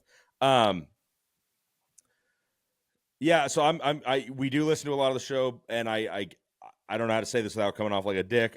I don't listen Come off to like a it. dick. I don't listen to it constantly, so I'm sure there are more times that I would be frustrated if I did listen, and I will be better about that moving forward, especially if Dom's as active of a participant and interrupts as many people as he does in all the shows as he has tonight, because it's pretty good television. You want to say something, don't you, Dom? Yeah, His right. mouth's full. Yeah, there's never been a time Again, that's like shocking. Tillamook ice cream. I was wondering what you got. That's my dog's name. Tillamook? Tillamook? That's the breeder. Her name was Tillamook. We named her Tilly. No shit. I love Tillamook cheese. Cheesy Small, Frito hey. paws. Small world. I've been to the Tillamook Creamery in Oregon. It's a wonderful place. I recommend everybody go visit it. To answer your question, Daryl, I want to reference back to the Drivers Project podcast, episode 62, TMS, the Outlaws, and Trophy Cup, and we're going to go ahead to minute 32 in about 19 seconds. Dominic Scelzi, who's has it down to the second. That's awesome. Dominic Scelzi, who's gone to retrieve a second carton of ice cream. Oh, he's back. Sorry, Dom, you missed the Drivers Project podcast, episode 62, TMS, the Outlaws, and Trophy Cup. At minute 32 and 19 seconds in, you say that you enjoy the Dirt Vision broadcast much, much more than you do the Flow Racing High Limit broadcast. And why? So why I like the Dirt Vision broadcast better is I feel like their post race is phenomenal. Like I love having that. I think that how Johnny Gibson tells a race, and like this is nothing against you guys because I love how you guys do it, but I am such a purist of sprint car racing, and growing up, like every single weekend from the time I was 4 or 5 years old until I could watch Dirt Vision, we would listen to the Dirt Vision broadcast. And hearing Johnny Gibson tell a race, there's something about that I genuinely don't think anyone could ever top that. Not because talent-wise, but because to me, that is what sprint car racing was. Like my first sprint car race. Yeah, I mean, that's it. Like the first one. It's Johnny. He's right? iconic. Like he's iconic. Like the World of Outlaws are the benchmark, right? And I completely get that for what it's worth, and I'm more just kind of having fun. I'm always going to argue, just like I would expect you three drivers to argue, that each one of you can go faster and be better in an equally set up car. I'm going to always say that I think the work that Flo and Chase and I put in is the top level, in the sport. But of course, it's completely subjective. It's open to anyone's opinion. And for what it's worth, I know Chase, we're both massive Johnny Gibson fans. And this was something that we talked about earlier in the show, and I don't remember what the point was. It was when you guys were joking about, like, well, it wasn't joking. It was, how long is it going to be till the Outlaws actually mention High Limit and say it out loud? Yeah. Well, I was going to slide in there and be like, well, hey, I hate to ruin the mystique for everybody, but, we all have a great relationship off the broadcast, right? Johnny is a company man, just like Chase and I are. But I told this in our High Limit Room show, ranking the top 10 moments of the year, when we got to the moment that was like number 7 or number 6 about being on national television. Well, the morning of that race, Chase, Blake Anderson, and I all received in a group text a message from Johnny wishing us a good broadcast, the fact that he's done it multiple times before. So take it slow, soak it in, and like all the stuff that you'd want to hear from a mentor, not to be too not to be too corny, but Johnny's a great guy. I mean, he wrote me a letter of recommendation when I went to Dirt Vision in 2023 looking for an announcer's position or a pit reporter's position. So it's obviously nothing against Johnny or Connor. I just think that, Chase and I do it completely different, and we have a lot of fun. And that's the thing we get told all the time is, man, you guys look like you're having fun. You sound like you're having fun, and you make us have fun. So I just more so heard that random piece in there because on that episode you guys were talking about the differences in the broadcasts, and there are big differences, and I'm grateful for them because it allows us to show what we're good at. So I don't want to say you're wrong about everything, Dom. You're just wrong about a lot, and it's like listening to baseball on the radio, right? It's nostalgic, it's badass, and it feels cool when you do it. So I totally get your answer completely. I'll allow it this time. Yeah, so I don't remember asking for your opinion, but I do appreciate you giving it. That's why Johnny's my favorite. But so here's another thing. When I listen to you guys, like I'm chuckling to myself, and I know how you guys are. It's a different atmosphere. It is. I feel like I'm watching the race with my buddies. That's the point. And I love that aspect. And that's like, obviously I've never done a Dirt Vision broadcast or anything like that, but like I have. I was nervous the first couple races. And I feel like you interviewed Sherlock Holmes. Yeah. I feel like I came in, the last few races of my tenure, I guess, and I just enjoyed it and had fun. And both these guys here made me feel welcome. The whole Flow crew made me feel welcome. Everyone at High Limit made me feel welcome. Like, it was easy and it was fun. It was like watching a race with your buddies, like, and it became easier to do that and talk back and forth. When you're sitting on the couch watching with your buddies, it's easy to talk about a race. So like it became that way with Chase and Tony, and I feel like it's a different atmosphere compared to watching an outlaw broadcast, but I feel like that's what we're doing different in on our side of things. Yeah, I would hate for us to be the exact same as them, right? I mean, you don't want to, sure. And I think we've mentioned it a couple of times tonight. Like we don't want to be the same. That's not what we're here to do, right? Like we're here to be our own entity and series and persona, and I think we're on our way to doing that. And I when I was the Dirt Vision pit reporter and I was working with Johnny Gibson, like I know that he is a very when it's broadcast time, it's serious time. We're not messing around, right? Like it's a very structured show. I mean, Johnny, you know what he's going to say about the track record when it's time to go qualifying. You know what he's going to say when there's no time in the work area. Like you know exactly what he's going to say on everything, right? And I kind of got into that rhythm of like, okay, hey, we're keeping this serious. I did have my a couple funny moments here or there, whether it's riding the canoe at Beaver Dam or whatever it was, trying to keep it light every now and again. But I kind of felt like I was in a little bit of a box, not able to really express myself as much as we can now with the High Limit personality. Deal. Yeah, exactly. Well, but I will say that, I mean, Johnny is hands down, he's the best, right? And I am just like you, Dom. I listened to him when I was driving down the road. When I was like 15, 16, 17, it was me and Logan Seavey and RJ Johnson, California RJ Johnson, Brandon Chansu. We're driving down the road listening to Dirt Vision audio, and we're trying to guess the next guy in the starting lineup. We're listening on audio.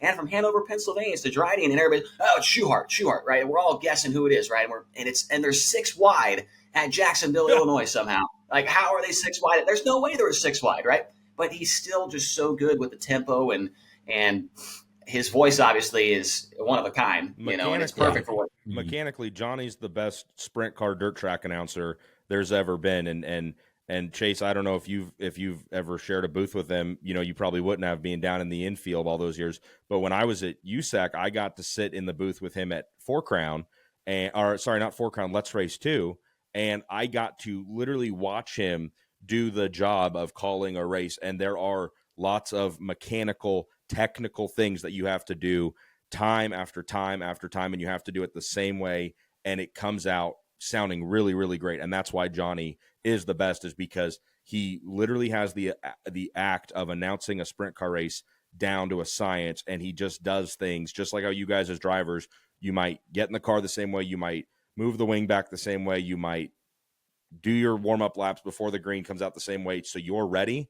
Johnny does that, and that's what makes him the best. Chase, myself, we are still figuring our rhythm, our pattern, our style, so we do things differently one night from the next or 1 week to the next or whatever. Johnny, I feel like that's our whole series. Yes. We're trying to figure out everything. Yeah, absolutely. Yeah. Great point. I mean, I haven't even announced 100 sprint car races yet. I mean, I got or I guess maybe now, 50. Yeah, so I probably got about 100 races of sprint car racing announcing. Right, I'm still trying to figure my shit out. I know I'm not the best. I'm not Brian Holbert. I'm not Johnny. I'm not Tony Bachhoven. I'm not these guys that are been doing it for 20 years. Right, I'm still trying to figure my shit out, and I have bad nights, and I know I've got bad nights, and I hear about it on Twitter and Facebook and all that. And it's part of the job. But I think that's the beauty of what we're doing at High Limit is it's a breeding ground for everybody. Like it was a fresh start for all of us to be able to go out and show who we are in our own way. No kidding. And learn from it and build on it. And I think that's what we're doing, and that's what we're going to keep doing. What a spotlight for so many different people. Like, Yeah, I agree. think both of you two are stars. And Tyler, you did such a phenomenal job in the booth. No, you really did. I loved it. And like, I love the dynamic of like, you guys are my buddies away from racing, but like, I'm listening to my buddies and it feels like, how many times do you have someone over for pizza and you're like explaining, so like the bottom is going to start wearing out, but they're going to throw that dirt in the middle. And then for a couple laps, a guy will be able to run here. And, hey, the cushion later in the race is getting bigger. That's why the cars are getting all wonky on the cushion. Like you explain that stuff and then you start explaining it in the booth, how you guys do. And then the banter back and forth is really fun. But I will say one thing about Johnny, or one last thing about Johnny. And like, I'm a fan of the sport through and through. And like, more than anything, I've been able to experience a lot of really cool stuff behind the wheel of a sprint car and been blessed for that. But it sounds corny. I feel like being able to work with Johnny for a night in Chico was truly a blessing and a dream come true to be able to watch him. And like you talked, Tony, like he's the guy in charge of the music fading in and fading out and stopping and the microphone on and off. It's genuinely one of the most incredible things I've ever seen. So I have so much respect because, I talk a lot, but you guys do it and there is no retakes. There's nothing, that you can take back. And I think God, you guys I wish do. There were sometimes.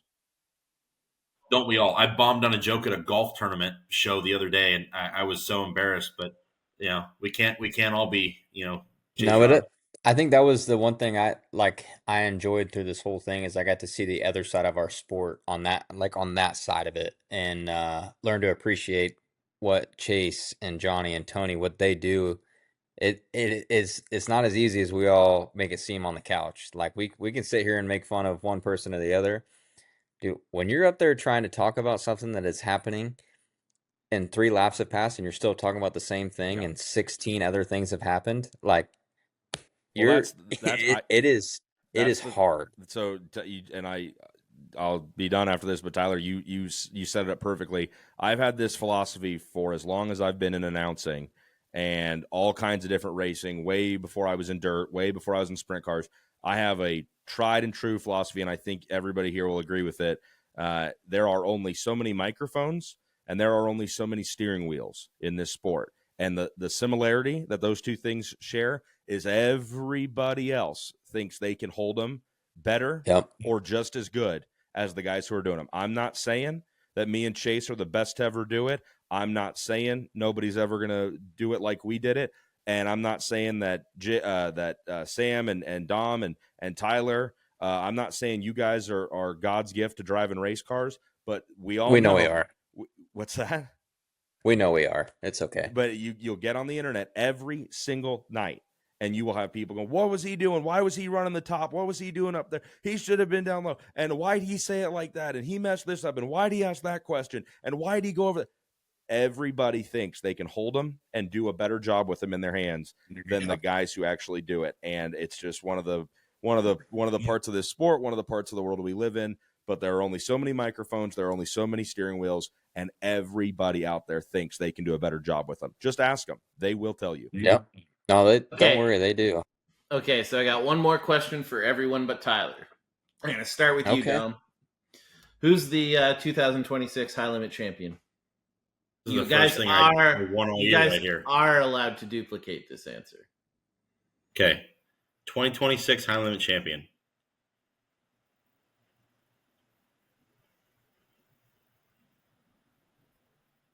I'm writing my Christmas list right now, Dom. So I don't want to sound here. Sam's gonna go, you fucking kiss ass.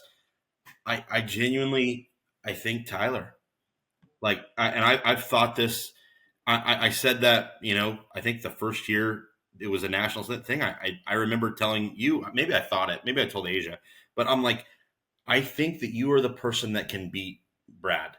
And at that point in time, Brad was just coming off of all the outlaw championships, and now it's a national deal, and everybody knows Brad's going to win. Like no one even thinks anyone else can do it. And I'm like, Tyler, I really believe that you can actually beat him. And I felt it this year, even though you guys I felt off. I think that where you have really gotten so good, just like when you dominated the USAC thing, is a bad night is 7th place. Yeah. Tyler Courtney doesn't crash. Really. Yeah, I feel like that's the most frustrating part about this year is obviously I got hurt right as soon as we got going, like kind of turned our program around. And the other frustrating part is that I wanted to be the guy to beat Brad, and Rico got to be that guy, but now I get to be the guy that hopefully says I get to beat Rico. It's tough, man. This is it's a tough sport, but part of it's staying healthy. And I don't feel like I put myself in a position to hurt myself this year. I feel like I, kind of got put in that position, but it's part of it. Tony, who's going to win the High Limit Championship next year? Well, I believe in our High Limit room, when we launched that at the beginning of the season, it's this really great interview and kind of talk show on Flow Racing, and it's on Flow's YouTube. I recommend everybody check that out. It's Chase Raudman, Brian Walker, and myself, and we do these on-location weekly interviews that we play in the middle. It's a lot of fun. Everybody stays on track, and there's really kind of not much profanity. It's wild. This is a plug. Yeah, listen. Oh, that's a plug. You got it. I thought you were going to show me another kind of plug you use. He uses a gasm. Whatever that means. I picked Tyler, I believe, on the High Limit Room to be the champion at the start of this year, and he went and screwed me out of that pick. So I'm definitely not picking him anymore. He decided to go on vacation in July. That's fair. Yeah. Yep. I learned my lesson. Man, I don't know. I agreed kind of to a point with Chase and Sam both on the toughness of the schedule. And I guess, Sam, you didn't make this point, but Chase, you did. You talked about how, like, you didn't think, Rico would be, I don't know. I don't want to put words in your mouth. I think you were basically saying that, like, it's going to be really, really hard for Rico to repeat. And I agree. But I also think that you see this in sprint car racing with Brad and with Donnie. And I know I argued against this earlier because High Limit doesn't go to the same 6 tracks 15, 20, 30 times a year. It will be tough. But I don't know. I think Rico's like the emperor, and he's got his groove back. And I definitely think he will. I think he'll be the driver and the team at Tony Stewart Racing to beat. I'm going with Rico. Chase, who do you got? I'm going to go with Reitzel. Just, we can repeat these answers, and, obviously we've picked 2 good guys already. I've said this for many years that I've watched a lot of racing, and there's 2 guys to me that every single lap, if they're running 1st, 9th, or 17th, they're still running 115% every single lap. And Aaron Reitzel is one of those guys, and sometimes that gets him into some trouble. But the speed they had this year after being out of the spotlight and off a tour for 3 or 4 years and running Knoxville pretty much only, venturing out here or there every now and again, what they did this year was unbelievable considering all of the different things that happened to him and that team. Obviously, qualifying's huge. He's the best qualifier on tour, bar none, right now, at least.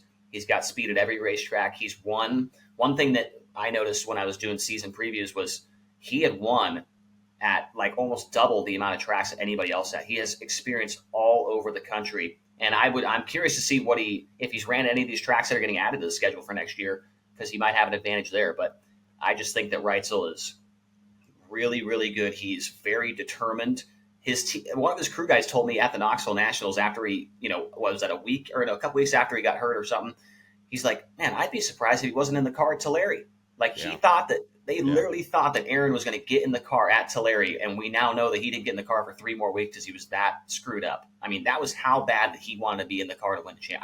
To me, I just feel like I went and golf with him, rode on a golf cart with him around that same time, and he was chomping at the bit, and it was crazy. I told him he was crazy. He's like, I don't care. This is how bad I want to win it. Okay, Sam, you're the last guy. Who's going to win the championship?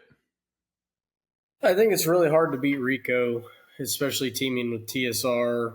Ricky's still there. They're not losing any crew guys.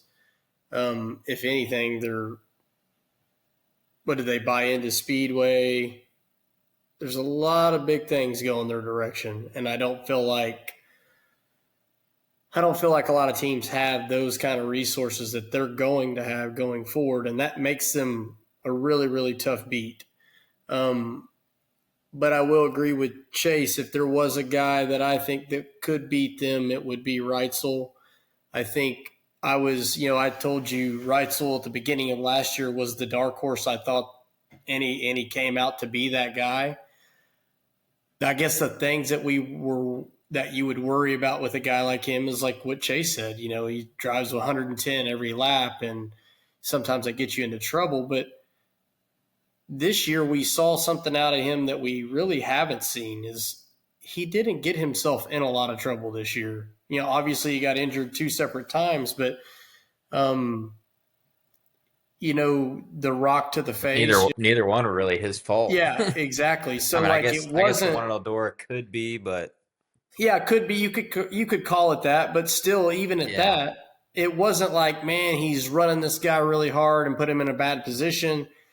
Man, I felt like his driving, like as far as roughing guys up and stuff like that, has really slowed down quite a bit. I felt like he looks more of like a guy that has his eye on the prize rather than, oh, that guy pissed me off, I'm going to mess with him or something. Like that was probably one of my biggest things with him. I always thought he's one of the most talented race car drivers I've ever raced in my life. But I felt like some of the on-track stuff got in the way with guys, and I feel like he's past a lot of that now.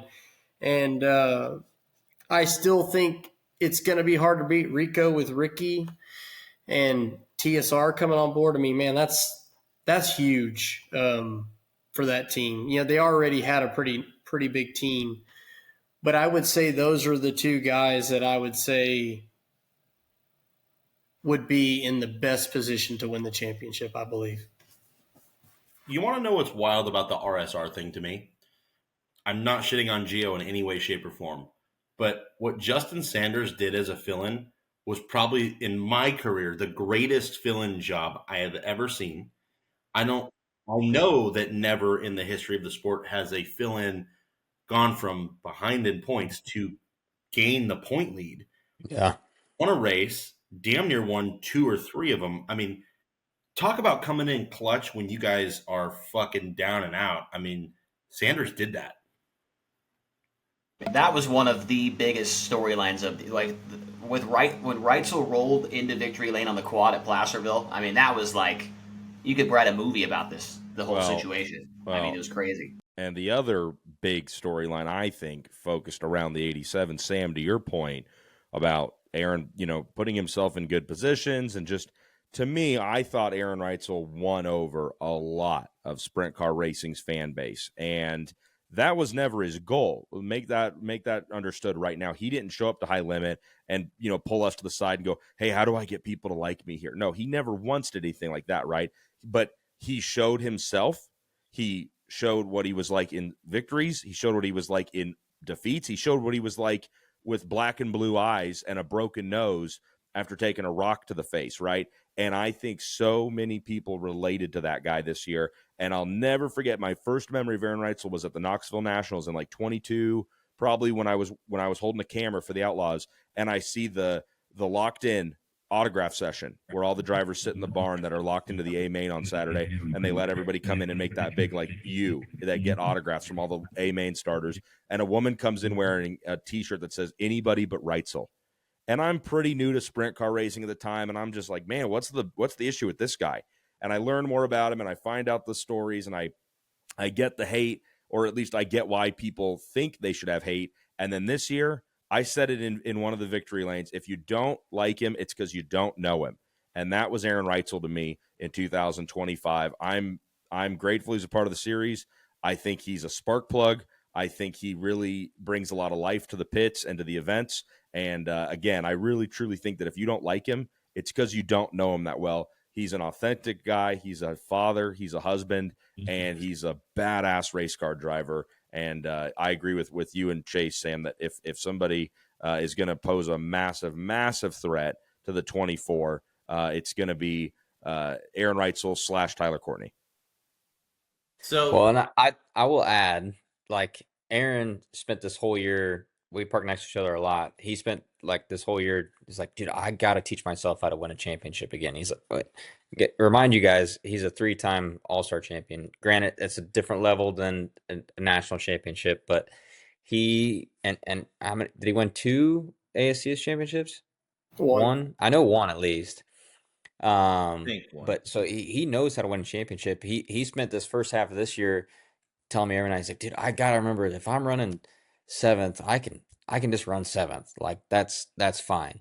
So he had a whole year under his belt and an injury and a few weeks off to think about, hey, like there's a lot bigger picture here. So this is not me talking myself out of a championship here, but I do think Aaron made a lot of big steps to kind of remind himself how to run for a championship this year.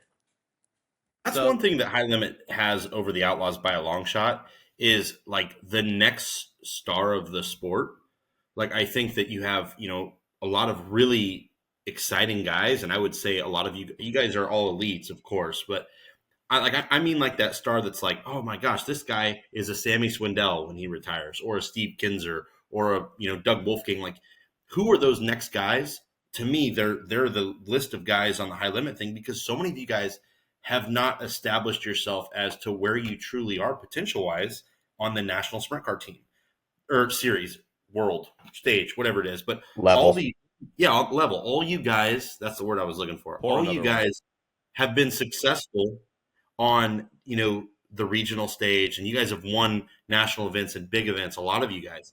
But now it's like, again, such a young series and such a gritty series that there's a lot of scrapping going on for that top spot.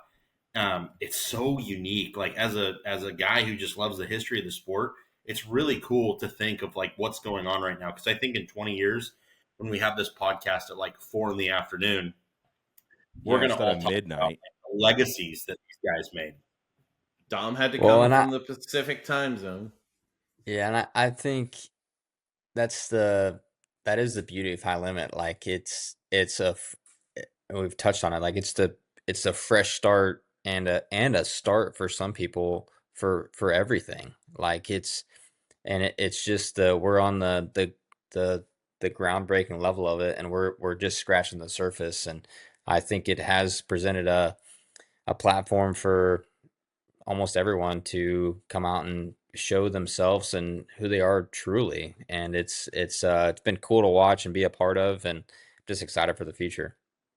So if you've seen the podcast, we end it by talking shit. I haven't warned anyone here, but surely out of 6 of us, we can talk shit about something. Do we have a talking shit topic? Thank God Dom is leaving. Tyler, you did good last time on your talking shit one. Chase, I think you were able to do. You had 2, didn't you, Chase? Yeah, I'm trying to remember what it was. It was something about Knoxville Nationals, I think. I can't remember. But surely you guys can come up with something to talk shit about. We've been struggling on the pod. Tony, I can't even talk shit about Sam's hair because my hair is on the same way.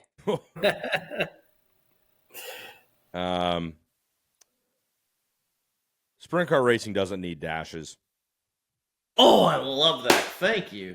That is a good take. I love that take. A take from my fiance here. dog of the year at the high limit banquet. I have 3 dogs, and not one of them got mentioned. Well, now Yeah. dog of the year. I mean, Once Gus, again, he was that is the a champion. fake So. award. Fake award. It's fake. Yeah, see, All right, the Blue Jackets suck then. No, that's not true. Chase, Winnie and Gus have been a part of High Limit since it started, and you mentioned Crew and Kai Crew's- last year. Crew's very well behaved. He's a very good boy. okay, but also Asia, take that from a guy who owns 7 cats when he comments on the behavior 7. of your dogs. You just have 7 I cats. think you should just take away Dog of the Year. Like you're. He said it's a No, fake that's award. He's your told tradition. Oh, That's a tradition now. Asia, he has been told by multiple people within the organization to take that fake award away, but he is just going with it.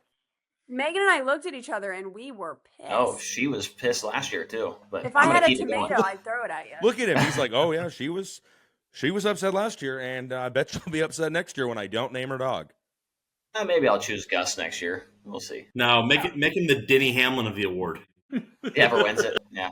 I mean, I never asked for Winnie to be Dog of the Year because she is not very. Hey, I will say, I don't know what's happening with Gio, but I hope he's not on the high limit tour because I already kind of have a gambling problem. I don't need a double What do you one mean you because he kind likes of? gambling more than me.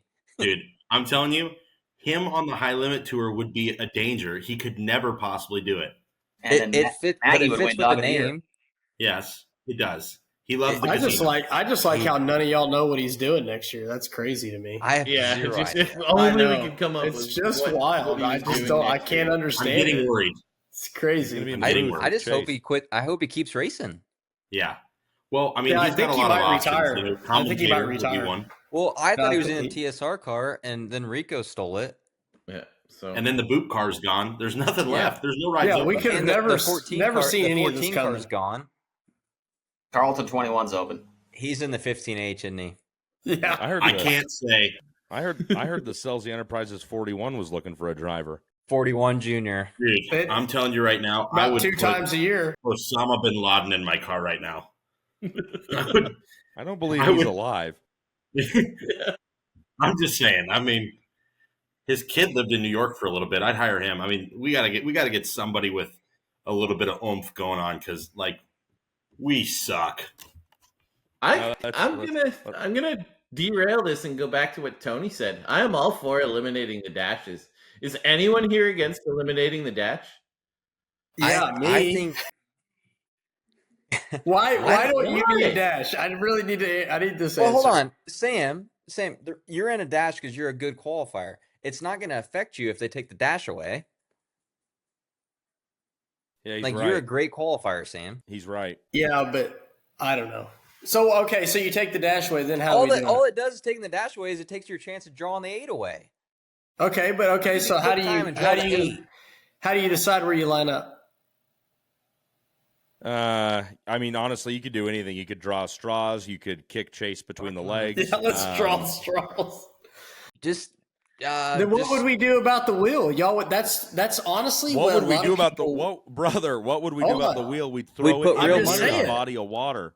We'd put real money people on like it. watching the wheel spin. They like I that. agree. Then Then just do it for the starting position from the top 8. Yeah, I hate the wheel. I am so bad at it, but I agree that is a fan attraction because I think people enjoy watching it. Tyler, if people like watching a wheel spin, they should watch the 4 on every one of the cars that's out on track because that's much more entertaining, if you ask me. Do you know who loves I watching a wheel guess. spin? Gio Scelzi loves watching a wheel spin. Gio What's that game? is the only That- person worse at the wheel than me. Well, that's fair. His old lady didn't help on the program either. But I mean, dude, have you seen this guy? She was, dude. So the night before, when they told us all that, that was gonna happen, Maddie was like, "I'm gonna double zero. That's what I'm getting." Oh, I thought you 33. were going to say she was going to boycott it. No. Yeah, I think by the end of their tenure, I think we did slightly turn them into a little bit of high limit people. I think we're slowly turning Dominic into a high limit guy. He had to watch Dude. a lot of races. No, at he end of hates the year. announcers. Dude, I really, honestly, I love watching high limit races. Like, I would go Yeah, so with far the, to with say, the sound off, right? What I do is I play an old Johnny Gibson tape over it. You find look whatever for track if the we're at Outlaws and we'll ever play it raced over there before 2017, and you're like, perfect, this will work, and then you just hit play, and you're like, great Scott, it sounds accurate. Exactly. God damn it. I'm all for Tony's no dash. I would do that all day long. Yeah, I just think spin the wheel. I just think it's pointless laps on the equipment, and I know Sam's not going to think that. I don't know if Dom or Tyler do because they're viewing it as chances to move forward. But I agree. Like you can still do the draw or whatever. Like it's no difference. You go in quick time and you draw on the 8 and you run an 8th in the dash. What's the difference? Yeah, I mean, the only honestly, thing is you don't get the advantage of getting more laps, right? Yeah. But I feel like you're already fast enough anyway at that point of the night. Like you don't need the advantage. Here's all the dash does. Here's all the dash does in case you guys didn't know. All the dash does is it lets the fastest 6 or 8 guys get even faster. What does that do for everybody else? Doesn't make it any more exciting, if you ask me. Yeah. And then I what agree. else does it do? What else does it do? It gives all those guys a great chance to crash their shit and hurt themselves or wreck equipment and tear stuff up for a non-money paying, non-points paying part of the night. I know what you're saying. Heat races do the same thing, but heat races set the lineup and for the feature, and you got your top 6, your top 8, you spin the wheel, you find out the starting order for the feature, and you lock them, you load them, and you go, and High Limit continues to run even faster and more efficient shows, treating the fans to an experience they can't get anywhere else. That's the way you do it. Good selling point there, Tony. Yeah, I can't argue every with time you. he talks, it's a selling point. I mean, the argument I got every time. You're like, what is it, Willie? Is it who is the guy that sold OxyClean? Billy Mays here. Billy Mays. Yep. I can't say it too loud because there's people sleeping in this house because we decided to start recording at 10 p.m. and it's now it's only midnight. 9 Central Time. That's good. I'm happy for you. And yeah, it is 12:30. If I could be any louder, I'd give you a real Billy Mays, but you'll just have to wait till Vegas for that. Chase, you would still be up watching hockey right now. No, there's no late games today. Last one was at 8:30. He'd be up petting to be his fair, cats. we're all racers. Dominic has like somewhat of a real Sam's job. dying right now. Sam is ready for bed an hour ago. But Chase petting his kitty. So I think we almost had one in here. Which one? Don't show us. Probably would have been Voronkov. Voronkov. You named your cat Voronkov? Yeah, I got one. No one else understands that. But, oh my God, Marchenko. He named one of his cats. Voronkov. And Fantilli. Fantilli also. Daryl, half the team. He's got one. These are Columbus Blue Jacks. These are. Speaking of weird names that I don't know what they go to. This isn't a talking shit of the part of the deal here. Chase being able to watch a Columbus Blue Jackets game and announce at the same time, impressive. Who do you think Johnny's clearly doing that with Penguins games, though. Yeah, who do you think he learned it from? I've never been in a broadcast with Johnny, so I can't speak on that. But Chase would have his phone like this, staring at it and announcing the race at the same time and not miss a beat. Tyler, you know what else is crazy? That's how he drives. I believe it. And then they would score as they were racing, and I'd tell Tyler to look at the phone. Look yeah, he would hit me and I think that something was happening on the Which of my cats scored? Yeah, exactly. Yeah. he would hit me like something was happening on the racetrack, but it was just to point at his phone and say, "Oh, they scored." Hey, you gotta look at this. This cat of mine, he scored a goal in the hockey match. Yeah, my favorite thing is when we go to the vet and the vet comes out and says, "A Voronkov? Voronkov? Is that right?" I'm like, yep, that's right. Chase is like Russian. That's my Russian cat. How about the Stars having a game or a series in AT&T Park? Oh, yeah, we were talking about that today. Yeah, just the only problem is you won't be able to see it because that stadium's massive. I went to the Thanksgiving. The Stars? Hold on. The Stars suck. Eat a dick. Hey, no, watch yourself. You got 3 Stars fans in here. Eat a dick. They suck. We went to a home game. They got fucking ass whooped. They've been to the conference finals 3 of the last 4 years, sir. Can you guys see this? No. That's me watching a hockey game while driving. That's Chase's iPhone where you would normally look at the speed in a rainstorm. but it's fine. It's fine.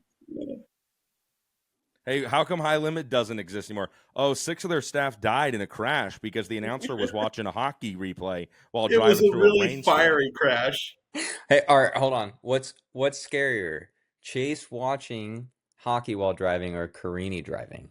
Well, we don't let Anthony drive, Carini so I don't really driving. know the answer. He's not allowed to drive. We're not allowed to. See? Well, Chase is working his way there pretty quick.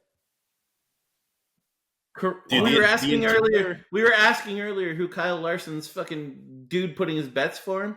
Carini. Yeah. That's the answer. Yeah. Hey, how about when did I? Oh, I tweeted that when I got you and Carini in trouble. No. That was I so remember funny. this. I posted a picture when they announced like Next Bets was gonna take high limit races. I remember this. Oh fuck! I took my God. Otani and his interpreter, and I posted a picture with Carini's face and Sunshine's face, and I'm like, "This is going to be a problem for the high limit individuals." Blah blah blah. And I'm like, "This is funny." I go back to the end of my day. Then Tyler's blowing me up like, "I'm going to have a meeting." I got a text from JP. Carini got a text from JP. Like, dude, we know we cannot bet on our own races. Well, is that everything we got for talking shit? I think so. Thanks for doing this, and we are done.